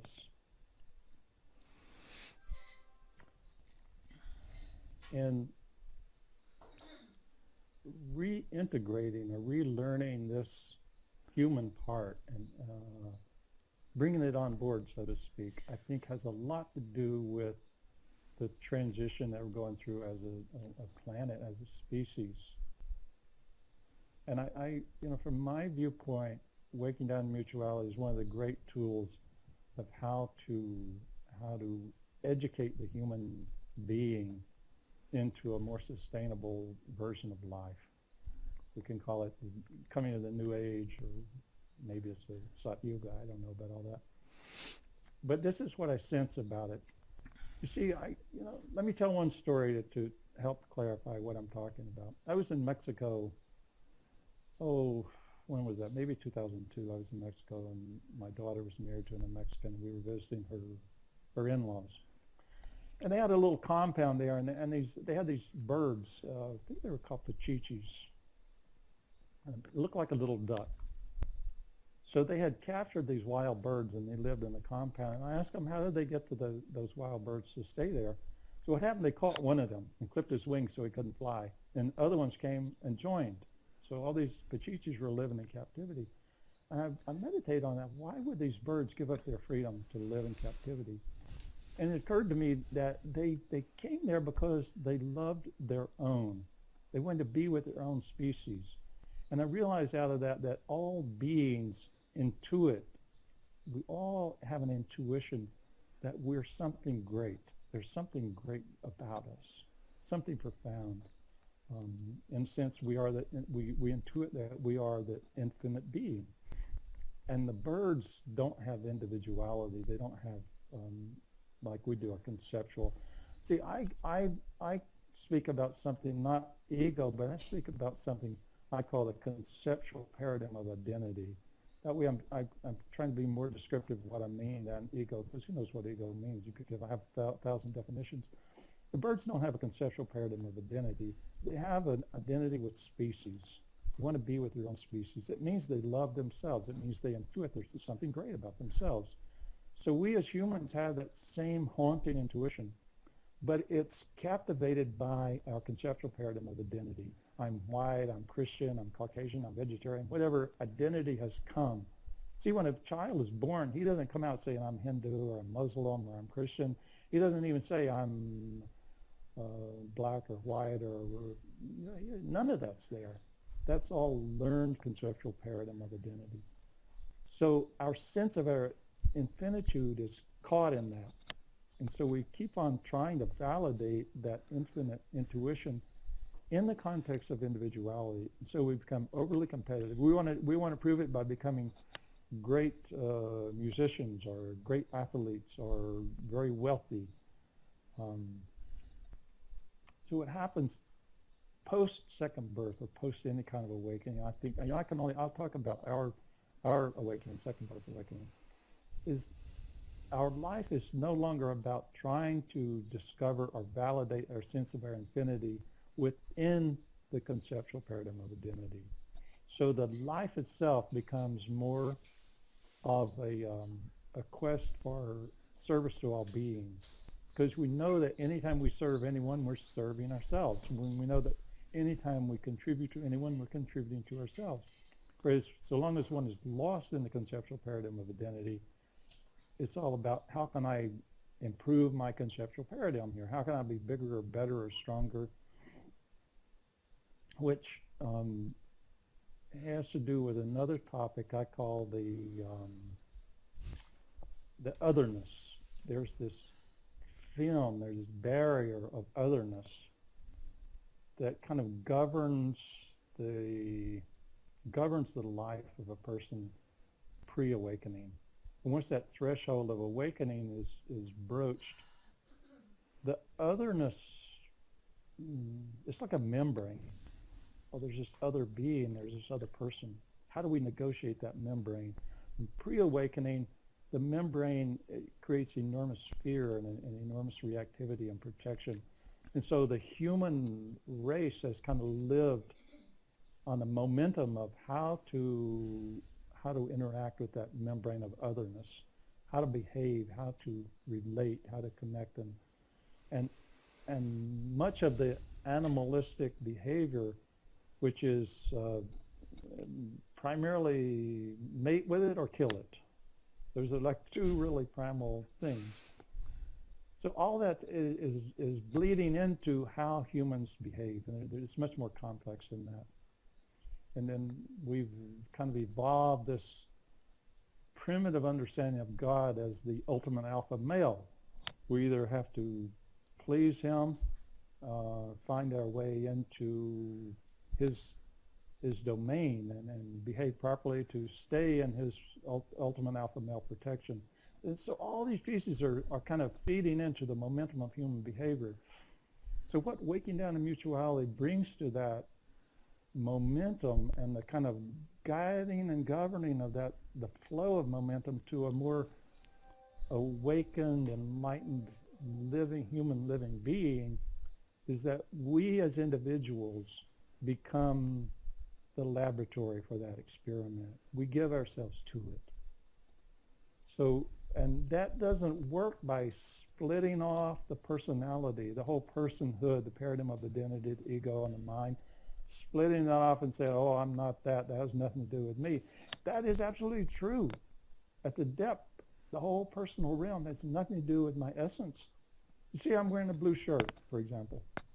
And you say, okay, I've got a blue shirt on. Where does the shirt exist? You asking me? Well, anybody. Where does the shirt exist? Shirt exists in the realm of concept and functionality. Mm-hmm. This color is kind of a, I don't know, navy blue or something. That color does not feel the touch of shirt. Color doesn't know anything about shirt.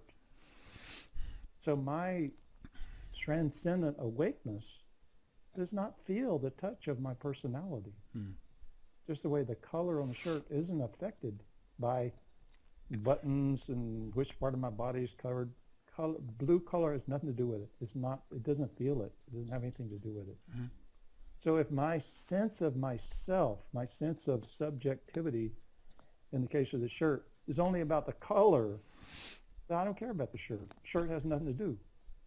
So if my sense of subjectivity, my sense of myself, can be completely embedded in the transcendent quality that doesn't feel the touch of the personality, great, fine. But what we're about is bringing that realization alongside. Well, let's get let's have a color here. Let's also have the shirt here, and let's see how can we optimize the shirt. But this work of embodiment is only done. I shouldn't say it's only done. It's done in our school by being all of it in simultaneity. Mm-hmm. Accepting and sensing, very clearly sensing our infinite, transcendent, untouched nature, unborn, undying nature, and also kind of equally balancing that with our humanness, with all of its, it's anger, all these things, anger, greed, lust, envy, fear, they're all there. But when we live, we become like the living laboratory for the transcendent to find itself there. Like that image I had of Shiva being this horrible-looking ascetic. It's as though that great transcendent wants to investigate not that it wants to investigate, but there's a certain kind of curiosity that it just says, oh God, what's going on there? What is that? What is that? That horrible part that I tried so hard to avoid? What's it really like? So when I first went after the second birth, I would get these waves of being lost in some of the horrible places that I'd hated so much in my life. But what would happen is somehow they would slowly and tediously become integrated. This is what I mean by the laboratory that we become for life. All the Indian sages, including the Hesh Yogi, talk about when we attain something spiritually, there's that brings forward our generations of our lineage, generations of family. So there are pieces of my behavior and my thinking and my fears and my angers and blah, blah, blah that are kind of in my lineage. And so we begin to tease apart what are the real meanings of karma, what are the real meanings of these behaviors. Yeah, Christ said something about the sins of the fathers are, inherited by the son, or some such thing. Something about sour grapes and the children's parents have eaten sour grapes and the children's teeth are set on edge.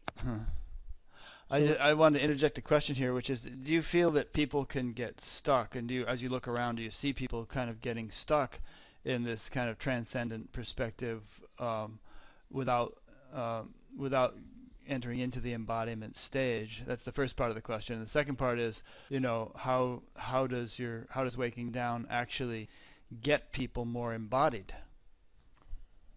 Can people get stuck? I had this friend who had a boy, and this boy would have these incredible experiences.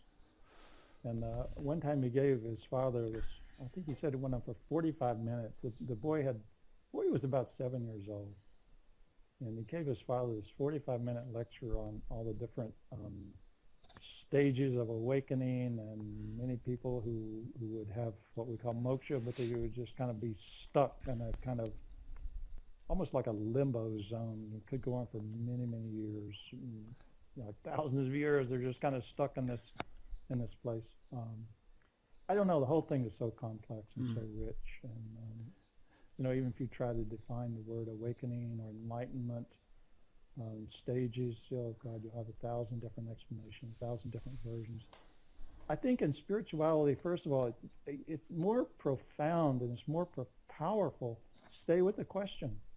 Like in the question, there's openness, there's aliveness, there's power. And the question is like, oh, okay, it's dead.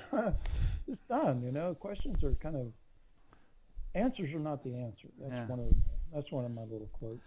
I guess, there's some people, from a waking down perspective, it's an evolutionary stage, beyond just, transcendent realization. Whereas some people feel like it's, from their perspective, they feel like it's more of a cop-out or an indulgence in, or a reinforcement of, that which typifies ignorance, and, that it's therefore, not an evolutionary stage, quite the opposite. Well, my take on it is, they're absolutely right. We're absolutely right, and they're absolutely right. So for me, there's no conflict. Right. I just see. To me, it's just the mother. It's just the mother doing what she's doing. She is completely capricious, and she's completely organized at the same time. It's beyond the human mind to figure it out, but we cannot not try. We cannot keep trying to figure it out and understand it. So it's in the game, it's in the contest of trying to figure it out that we evolve. So whoever's taking that position, whoever's taking this position, beautiful. We talked about Baba, and I'm realizing you have a lot of viewers who have hatred and antagonism and bitterness toward Baba by whatever reasons. Well, it's And not like they when have a somebody, hatred. It's just that there's some pretty substantial evidence that he did some stuff that is not, yeah, considered very kosher by our yeah, cultural standards and perhaps even his. yeah. See, to me, Sai Baba is the living form of the totality. Mm-hmm. He is the living presence of that which gives life to everything. So sure, he's also there for those who need to relate, or are driven to relate, or compelled to relate for whatever reason, whether it's karma or desire, I don't know. But a way to relate to life through these kind of feelings and senses. Mm-hmm. It's not, and I'm only talking about him as a sideline because that's life. That's life. I went through some work with Santo Daime after awakening, and I began to understand how. What is that? Santo Daime is a form of ayahuasca. Oh, okay. What happened for me? It took me into.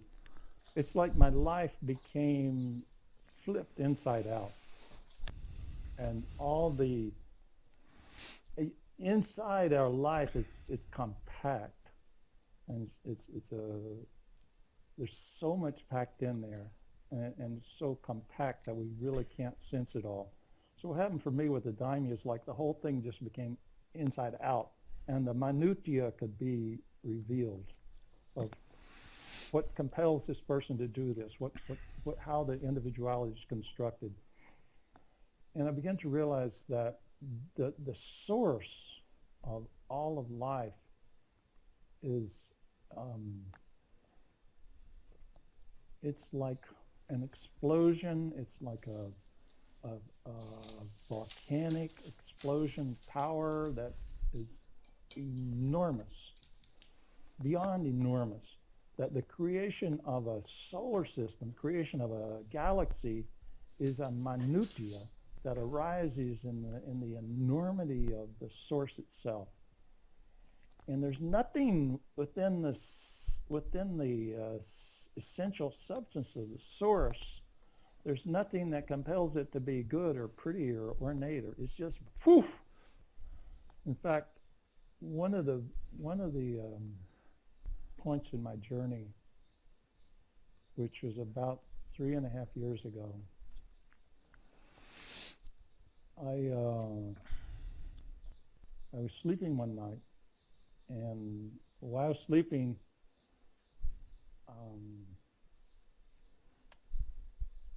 I don't know what to say, a deeper part of myself sat up and began to meditate. And when that deeper part sat up to meditate, immediately it's beginning from the point of, you could say it's beginning from nirvikalpa samadhi. It's not going there, but it's just beginning from there. And from that point, a deep, profound sense of awareness that sits in my depth. I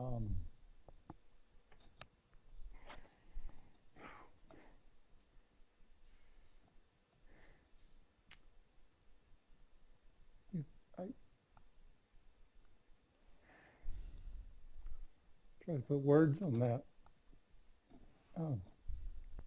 Journeyed, so to speak, into the Godhead.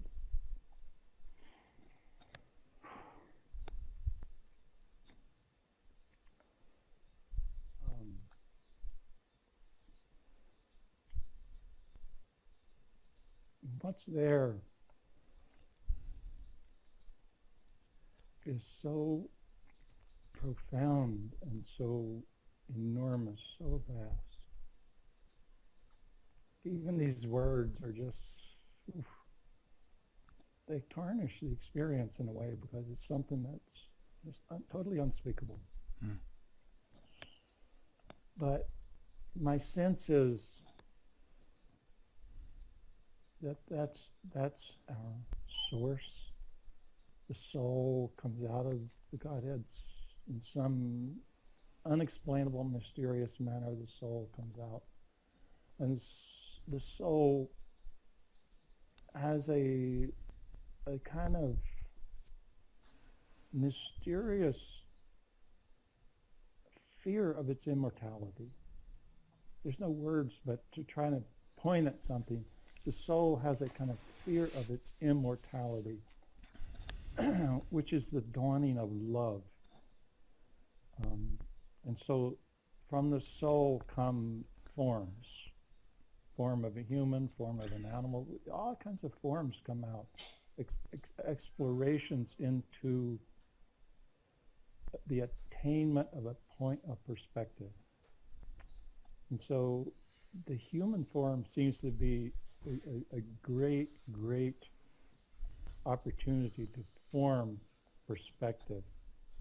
So, and when I had that experience, and even to say I had an experience is kind of crazy talking.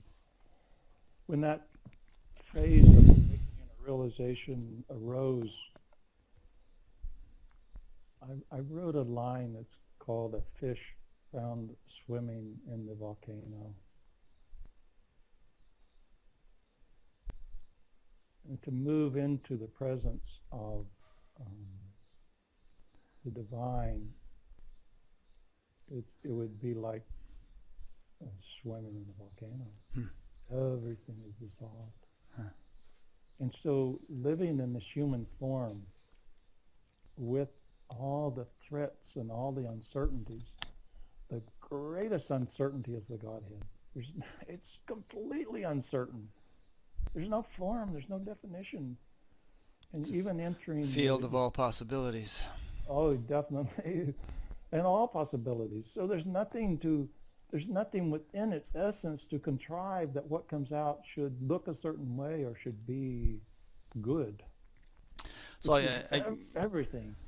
So I guess you started on this whole theme just now for the last 5-10 minutes as an explanation of the sort of the paradox of someone like Sai Baba, or I'm not sure if paradox is and there have been others. I mean, Sanyal's teacher Adi Da, it's a crazy wisdom thing. It's I have a little bit of a hard time not being judgmental, when you begin to look into some of the things that he actually did.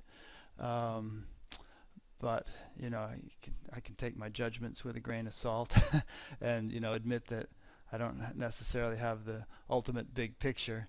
But on the other hand, there's a caution, perhaps, that the crazy wisdom theme can be used as justification for anything by anybody. Yeah. And it gets a little bit. You sometimes you have to sort of establish some kind of moral boundaries. Sure. Yeah. Sure. Yeah. Well, I don't think there's much value in going into that. Right. Yeah, I mean, but I don't mean to introduce that as a tangent, but it did seem to be the underlying, the springboard which got you going for the last 10 minutes on this whole explanation of how unpredictable and all possibilities the Godhead is. Yeah, I had a vision once, and dream vision, and I entered this place where Baba was a teacher, and he was, what I would see is that everybody has a project that they're working on. And Baba would be behind them to one side, and he's guiding them in their project. And it came to this one character who's sort of a relative of mine. This guy hates Baba so much. He would come into my house, he couldn't stand to look at Swami's pictures. He just intensely hated Baba. Mm-hmm. And when I looked at what's going on, this guy had a project. His project was to prove all the bad things about Baba. Right.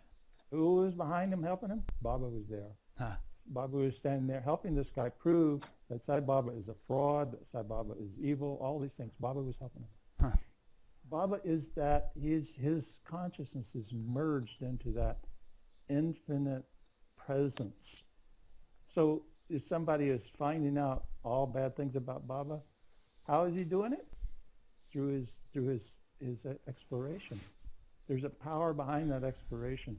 There's something behind the intelligence that's guiding. That force that's guiding the discovery and the exploration, that force is, to me, in my experience, that is Sai Baba.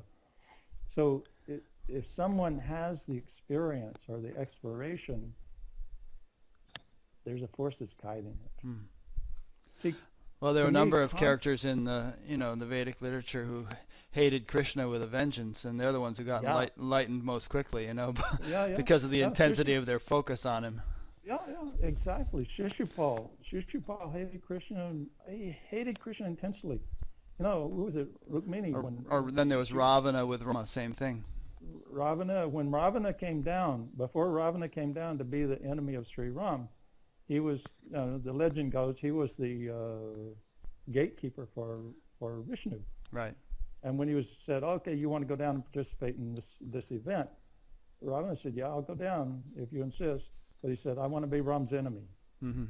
He said, I want to be his worst enemy, because if I go down as his devotee, I'll think about him once in a while and I'll say prayers to him. But if I go down as his enemy, I'll think about nothing but him. Yeah. Oh, there's so many layers and layers within this realm and this expression.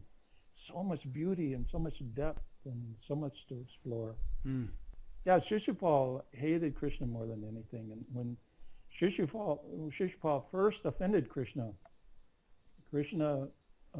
started to avenge his threat. And Shishupal's mother prayed, oh, Krishna, this is my son. Don't harm my son. Please don't harm my son. I know he's a little rowdy here, but he's my son. You have to protect him.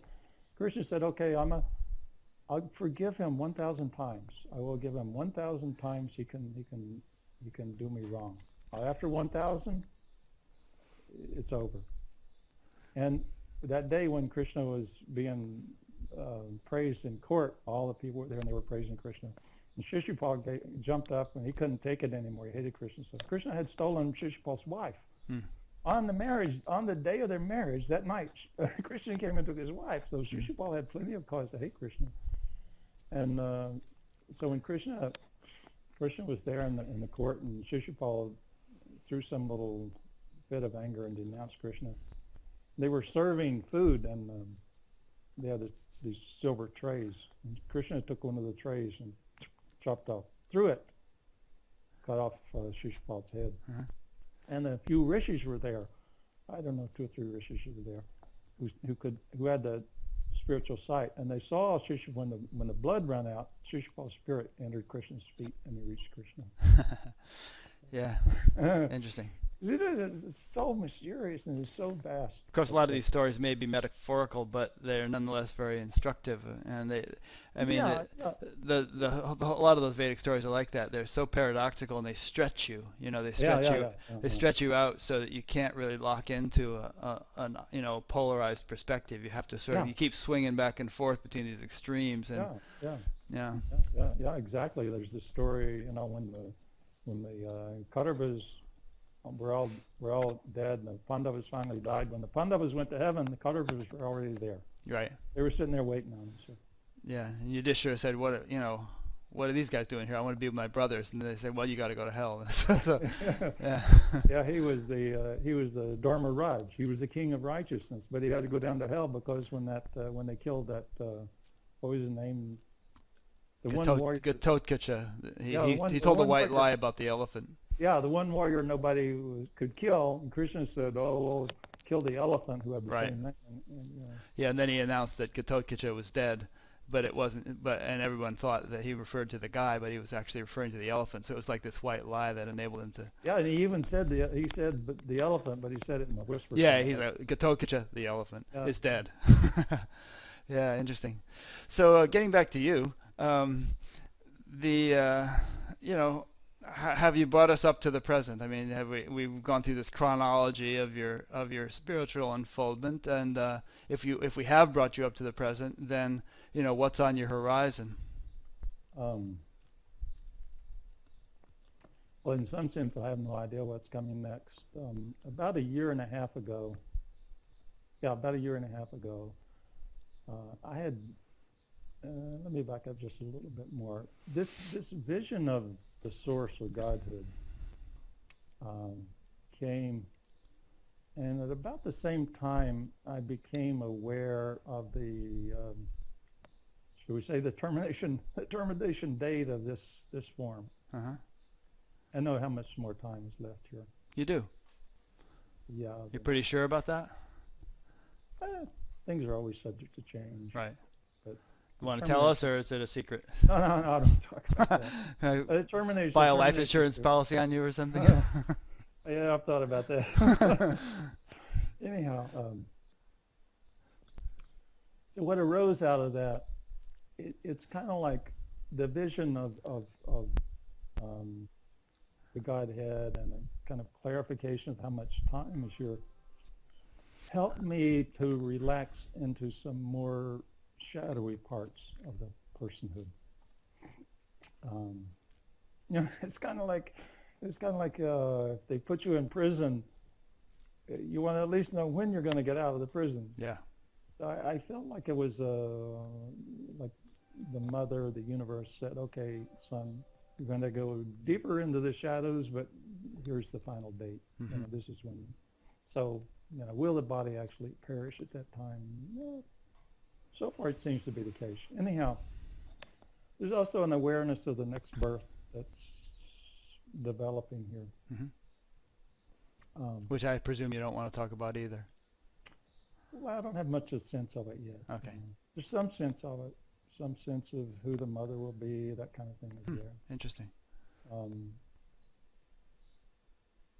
I think this was partly so that the consciousness could relax more deeply into the embodied part. It's like a deeper stage of embodiment. And my partner, Gina, has really been instrumental in that.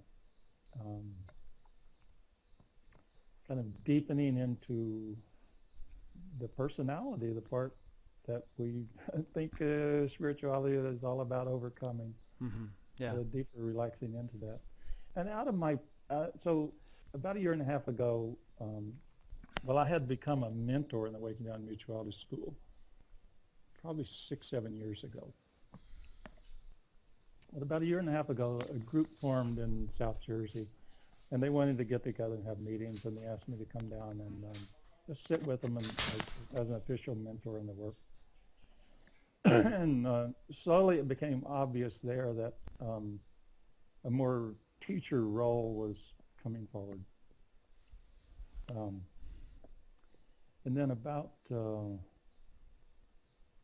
that same time period, somewhere around the winter time, some mysterious being or presence came to me.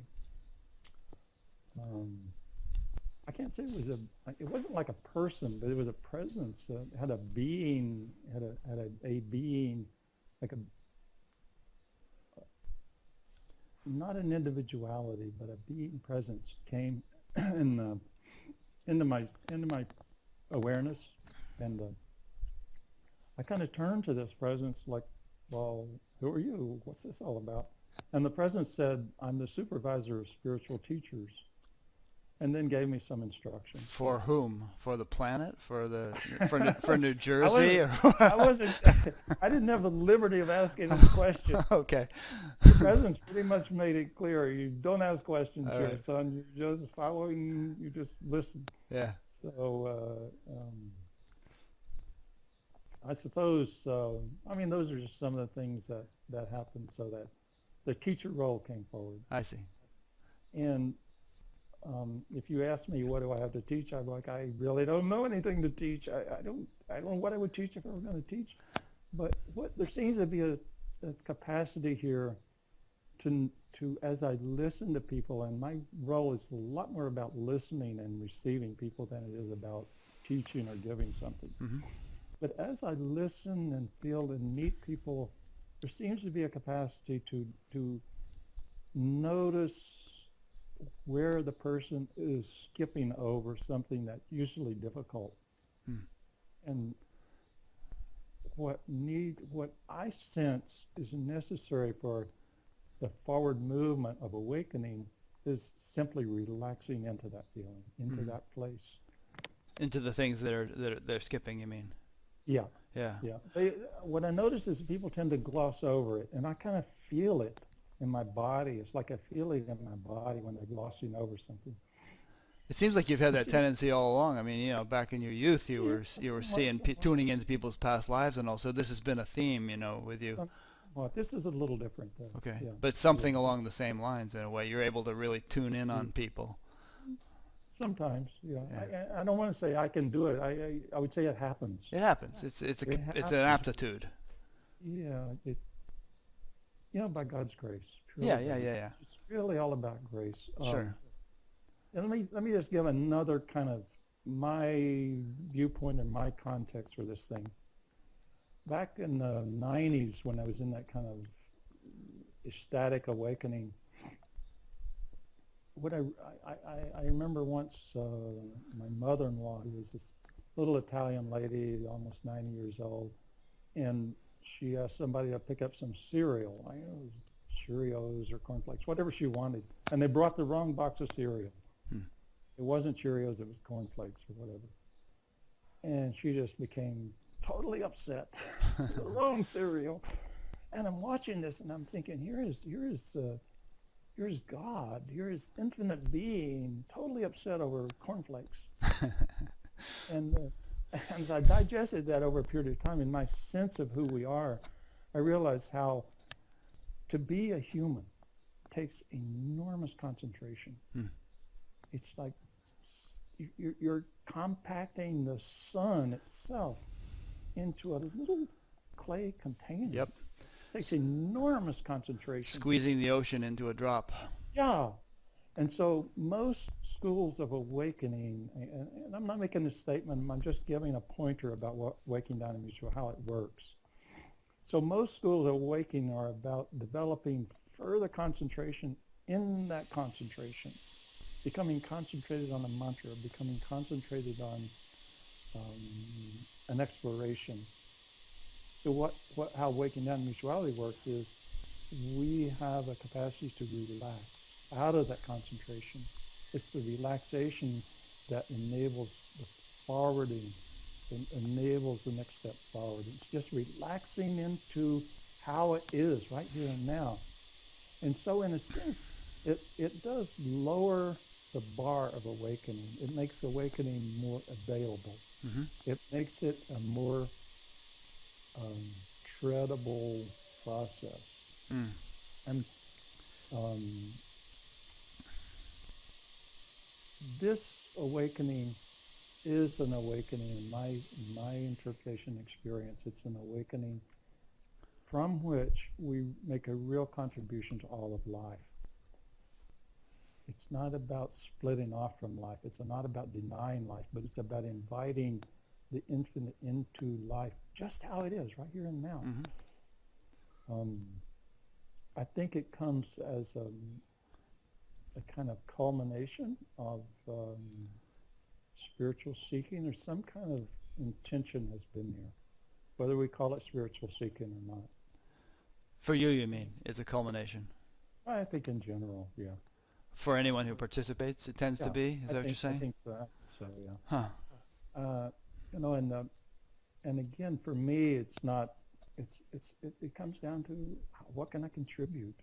It's not like I've achieved enlightenment and I want to enlighten someone else. Nothing like that. It's more like in my process, in my journey, the anxiety, the kind of suffering that was there in the early years, and the way I was helped and nurtured and guided and loved by so many. I gave you a list of the Mahatmas and avatars I've been with. It's a long, long resume. But now it's like, okay, can I give something back? Can I offer something back? Yeah. Not out of having achieved something great, but just out of a sense of, there's a sense of just profound fulfillment here. A sense of just deep, profound well-being, not at the expense of the human self, but right with the human self, which is very paradoxical.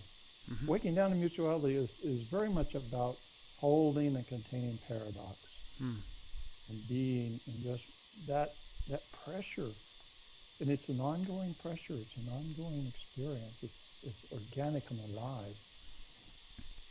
I think it's kind of natural to, maybe this doesn't really touch the profundity of what you're saying, but it's kind of natural to want to give something back. It's like a little kid comes home from school first day, and his little sister says, what did you learn? He said, well, I learned A, and I learned B, and I Yeah. learned C, and, Yeah. and let me teach them to you. Okay, A, B, C, and she said, well, what more? And he said, well, I'll tell you tomorrow. Goes to Oh, school, and great. next Yeah, day yeah. he learns, D, E, F. Yeah. Um, Yeah.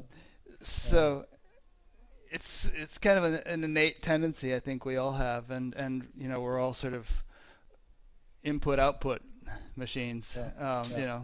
Yeah. absorbing and and sharing. Yeah. Yeah. That's a good. It relates to what I was saying earlier about something that I've completely mastered. I can't teach. If I've completely mastered something, I couldn't teach it. Yeah, and It's the teacher only. always learns more than the student, so it's actually Yeah. the process of teaching is a learning process. Yeah. A teacher has to be a student, I Hmm. think. I don't want to make that an absolute. I'm sure there's some teachers who. But it's a tendency, it's the way it tends to be. Yeah. Well, it's what I'm finding for myself right now, for sure. I can only teach what I'm learning, what I'm exploring, and so many times in the sittings, people will be having a process, and I'm just there with them in their investigation, and the discovery comes, and it's as fresh to me, maybe in some ways more profound to me than it is to them, but it's just as fresh to me. It's not like, Hmm. oh, I know this, I'm going to teach you, but it's just like, okay, I'm here with you, now let's investigate, and there's a discovery that comes. Something opens up, and it might, and I do, there is a kind of cosmic feel for things that's here. Um, I don't want to say I have it, it's just here. There's a cosmic feel for things. Hmm. So what I feel, eh, that feeling, it's like when the people come to the sittings and the shift comes for them, that relaxation into their profound understanding, a deeper layer of their understanding, the next step for them. When that step comes, I I feel like this um, vibration through the whole human being. Like okay, this guy Osama bin Laden was recently terminated, and they showed on the news, they were showing some guy out in, I don't know, Kentucky or somewhere. He armed himself with an AK-47. He was going to go over and take out bin Laden. He was trained himself and all that. So okay, one of our people goes over and kills one of those people. What happens? Oh, there's people who have to come back and kill some of these people. On and on it goes. That's the field of karma. So what happens when in these sittings, um, a person who has this commitment, this willingness to live an embodied awakening, when a person comes into that and there's a relaxation out of the tension between spirit and matter, and there's a relaxation that kind of balances, something opens up. That vibration is felt through all of humanity on a subtle level.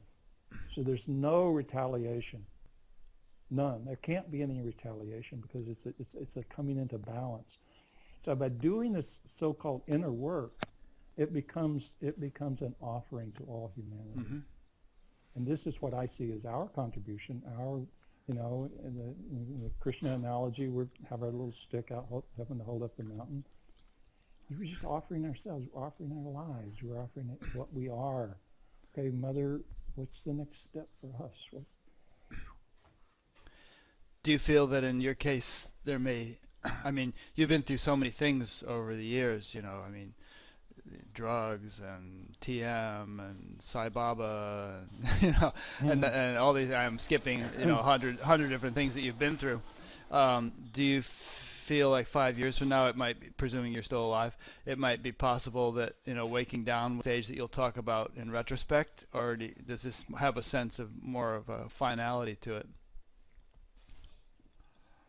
I feel like at this point in my life, I'm primarily in I'm reluctant to use the word teaching, but we have to use some word here. I Mm-hmm. feel like I'm in a teaching phase, Yeah. and it's very simple to me. I'm really a pretty simple person on the in the mundane world. I'm a very simple person. Waking down to mutuality is the best tool I know of right now. Mm-hmm. If tomorrow I find a better tool, I'll go with that. Sure. It's not that I'm committed to waking down Dharma. In fact, the waking down Dharma is periphery to me. Yeah. What's really important to me is who comes into my orbit, who shows up, and how can I serve? Yeah. How can I love Mm-hmm. more deeply, more profoundly? Yeah. Not just as from the standpoint of having realized spirit or whatever. But how can I just here and now? And if the guy, if it doesn't have to be anything complex. Somebody comes to my front door and wants a cup of water. I give them a cup of water. That's it. Huh. Somebody comes to my door and they want to find the next step of awakening. I give my guts. I give my heart. Yeah. It's interesting. And I don't, in the most altruistic sense, I don't have a preference. Cup of water, God realization. What's the preference? Whatever's needed. Well, yeah. Yeah. What chance do I have to give back? So to me, waking down to mutuality is not the Dharma is important, but that's not the most important part. The most important part is what's in the hearts of the people who come here. And again, many people come here to teach this. Some people come to learn from this. Mm-hmm. I'm a perpetual student, and to me, awakening is a perpetual exploration. Definitely not a destination. Right. And I mean, and waking down is like a tool. It's a tool. I mean, we started this interview, I was using Skype 5.1, and then I was having problems, and I upgraded to Skype 5.2, and I was having more problems, and I downgraded to Skype 4.2, and it's not, it's not about using Skype here. It's about having a conversation with you, and Skype is the medium. And so, you're saying waking down is a convenient or an effective tool for you. And I don't want to kind of tarnish the value of the Dharma and the teaching. What Samuel Bonder has put together, it's quite amazing how he's put this together. Mm-hmm. And the other people who present the Dharma, like Krishna and C.C. Lee, Ted Strauss, they're the ones who write the Dharma, record it and document it. And God, my hat's off to them. They just do amazing, incredible work. Very, very important. And the most important part is the lives of people who come into the work. Yeah. How can we be a presence that enables them to find their next step? That's the bottom line. Can we serve in such a way? Can we present this in such a way that whoever comes finds their next step? Hey, and if somebody comes here, and their next step is the away from the human part into some transcendent realization of no self, God bless them. That's what I'm here for. If that's their next step, I do my best to serve them in that direction. Mm-hmm. I don't have a demand what their next step is. Right. It's not I'm for you to just say. there. Yeah, I'm just there, and can I help? Can I give them a little hand holding in how they find their next step? And sometimes I need hand holding myself still. Yeah. Yeah, why not? A number of times during this interview, you've said something which has brought you almost to tears, and it's evoked a feeling. And I have friends who say that they can barely go to a movie because their hearts are so melted that they'll make fools of themselves sobbing in the movie theater. I mean, has this always been your nature, or have you kind of gotten this way more as a result of I think it's worse now. I definitely can. I can definitely relate with Ramana. The what do you call them? The guys that in India, there's a group of people who enact the plays. Uh-huh. I can't think of their names, but they put on the particular costume and they act out some of the plays from Like the life. Krishna Leela or Yeah, yeah. the Leelas. I've actually seen a couple of them. They're really amazing. Yeah. But these guys would come to Ramana sometime and they'd act these things out. And Ramana would, if he tried to tell a story from one of their lives, he couldn't do it. Huh. It would break up. He was just, at some point, he was just lost in tears of bliss. He couldn't continue talking. Huh. And he would say, I don't know how in the world these guys can do that.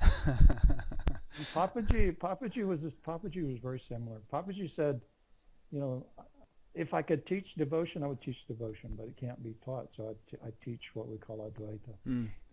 Interesting. Yeah. I've heard the same of Nisargadatta, that he taught Advaita, but he had a very strong bhakti side to him. Yeah, he said the people who think they know come to my talks. The people who really know come to the bhajan. Yeah, yeah. Tim Conway mentioned that too. Yeah. Yeah, that's beautiful. Huh. Yeah. Good. Well. Yeah, if I could sing, I probably would just spend my time singing bhajan and leaving kirtan, but I can't sing. I can't sing at all. Yeah. I'm relegated to this role. And even Shankara, we're speaking of devotion here. He was, you generally thought of the father of Advaita, but he was quoted as having said, the intellect imagines duality for the sake of devotion. And he was a great devotee. I mean, he wrote all these beautiful sort of devotional songs and verse. And the Bhaja Govindam came towards the end of his life when it was all about devotion. Yeah. And he saw that intellectual guy studying grammar. There's an interesting thing with Shankara. I kind of like to look at the whole history of spirituality, and just get like a thumbnail look at it. See, Adi Shankaracharya came at a time when Brahmanism was falling in India. If you kind of look at this whole thing historically, the Western civilization came from where? Socrates and Plato. That was the origin of Western civilization as we know it. I think there was an avatar there. Anyhow, so they had a student named Aristotle. Aristotle had a student named Alexander. And so Alexander was the first great world conqueror. And in that time, Brahmanism in India, Brahmanism was just small kingdoms all over the country, and each had their own sect and their own religion, their own way of worshiping. And deep in that array of Brahmanism was hidden Advaita Vedanta, but nobody understood it. It was beyond anyone's understanding. But because of the conquering skills that had developed through Alexander, Brahmanism was falling because it was very easy to come in and conquer each of these little kingdoms one at a time. And one of the great kings, I can't think of his name, I'm not that good with history, but this great king saw what was happening. Ashoka? I think it was Ashoka. Yeah. He began to organize the country into a single religion. Mm-hmm. Now that single religion didn't really grasp Advaita. And so a woman, I can't think of her name, had a dream one night. And Shiva appeared in a dream and said, I'm coming in your womb. I'm going to take birth in your lineage. And that was Adi Shankaracharya. Mm-hmm. So Shankaracharya's mission was to... Actually, I think as I recall the story, she was told, well, you can have many sons who will live long lives, but will be sort of mediocre guys, or you can have one great son who will live a short life. And she said, I'll go for the great son. Okay, that's a little different version than I heard, but right. It kind of comes down to the same thing. So Adi Shankaracharya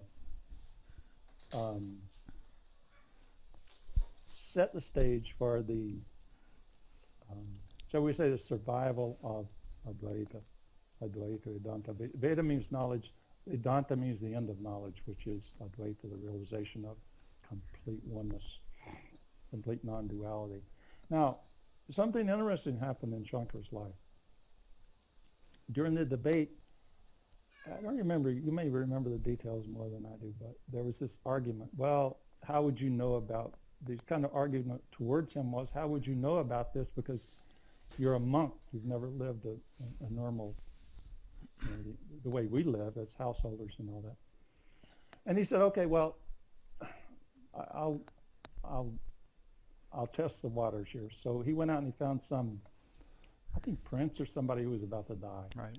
And he took that guy's body and then he lived a life of a householder with, women and all that. And he came back and he said, well, I can argue now because I've had this experience. Here's my take on it. And, everybody can argue with me who wants to. I don't mind. That was the origin of waking down to mutuality. Huh. Yeah. Interesting. Here's why I say that. If Adi Shankaracharya, if Advaita were perfectly true, why did he do that? Yeah. Completely unnecessary if Advaita were in itself completely, absolutely, perfectly the truth.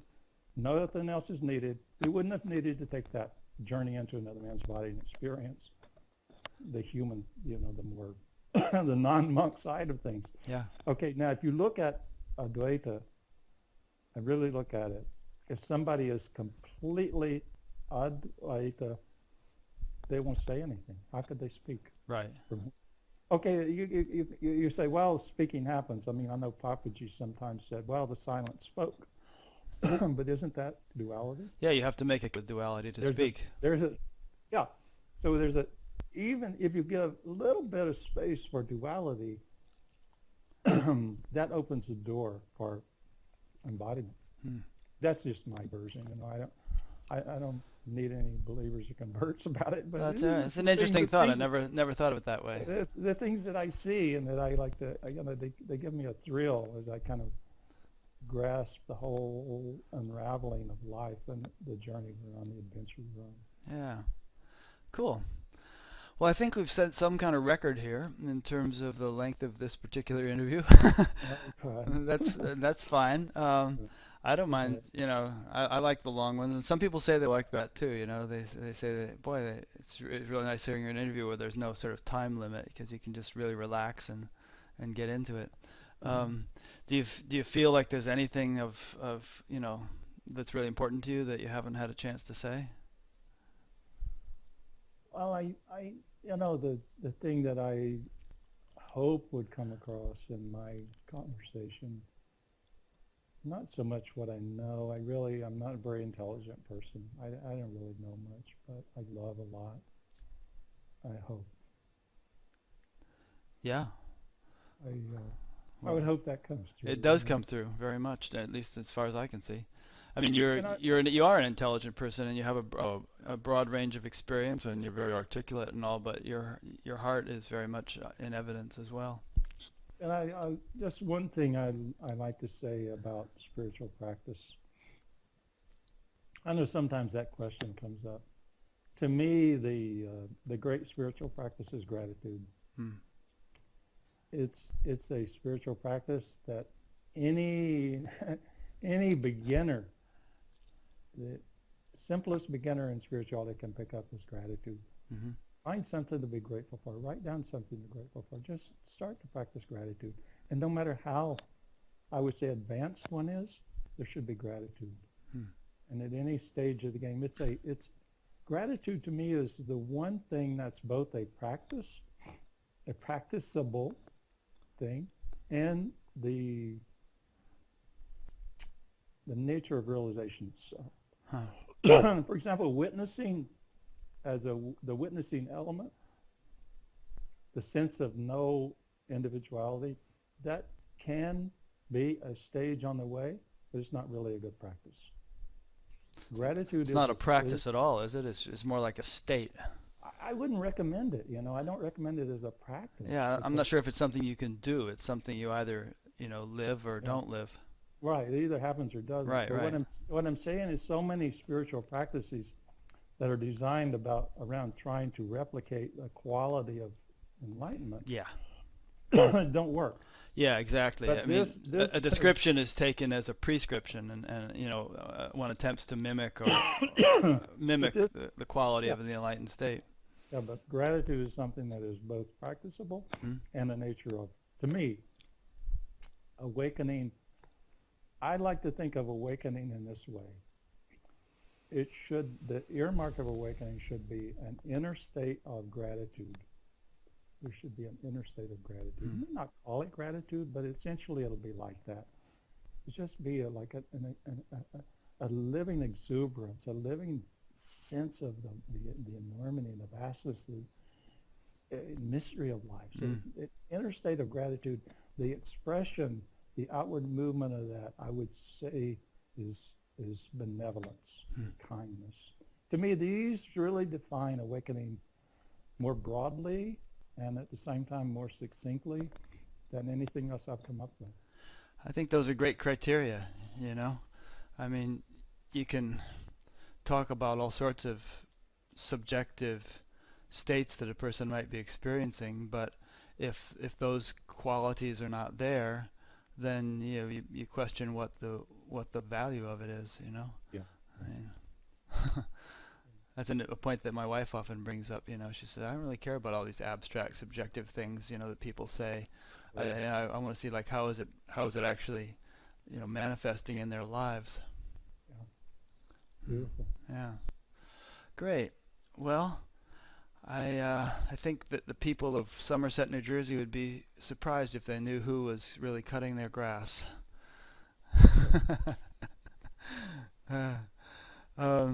So thanks, Allan. I think this has been great, and I'll probably end up splitting it up into a couple segments because I think YouTube might have a limit on how long video can be that you put up, but that's okay.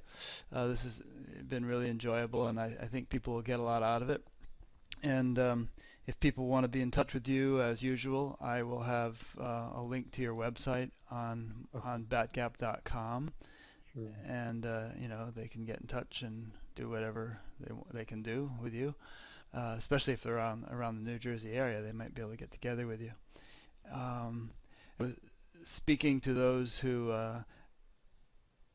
and thanks to your friend, what was his name, Robert, for Robert Ciccolini. Yeah, for setting this up.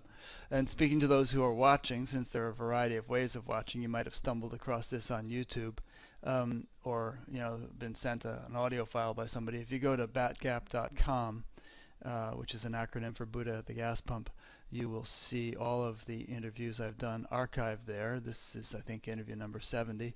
And you can subscribe to an email newsletter to be notified of new ones that are as they come out. So thanks, Allan. It's been great.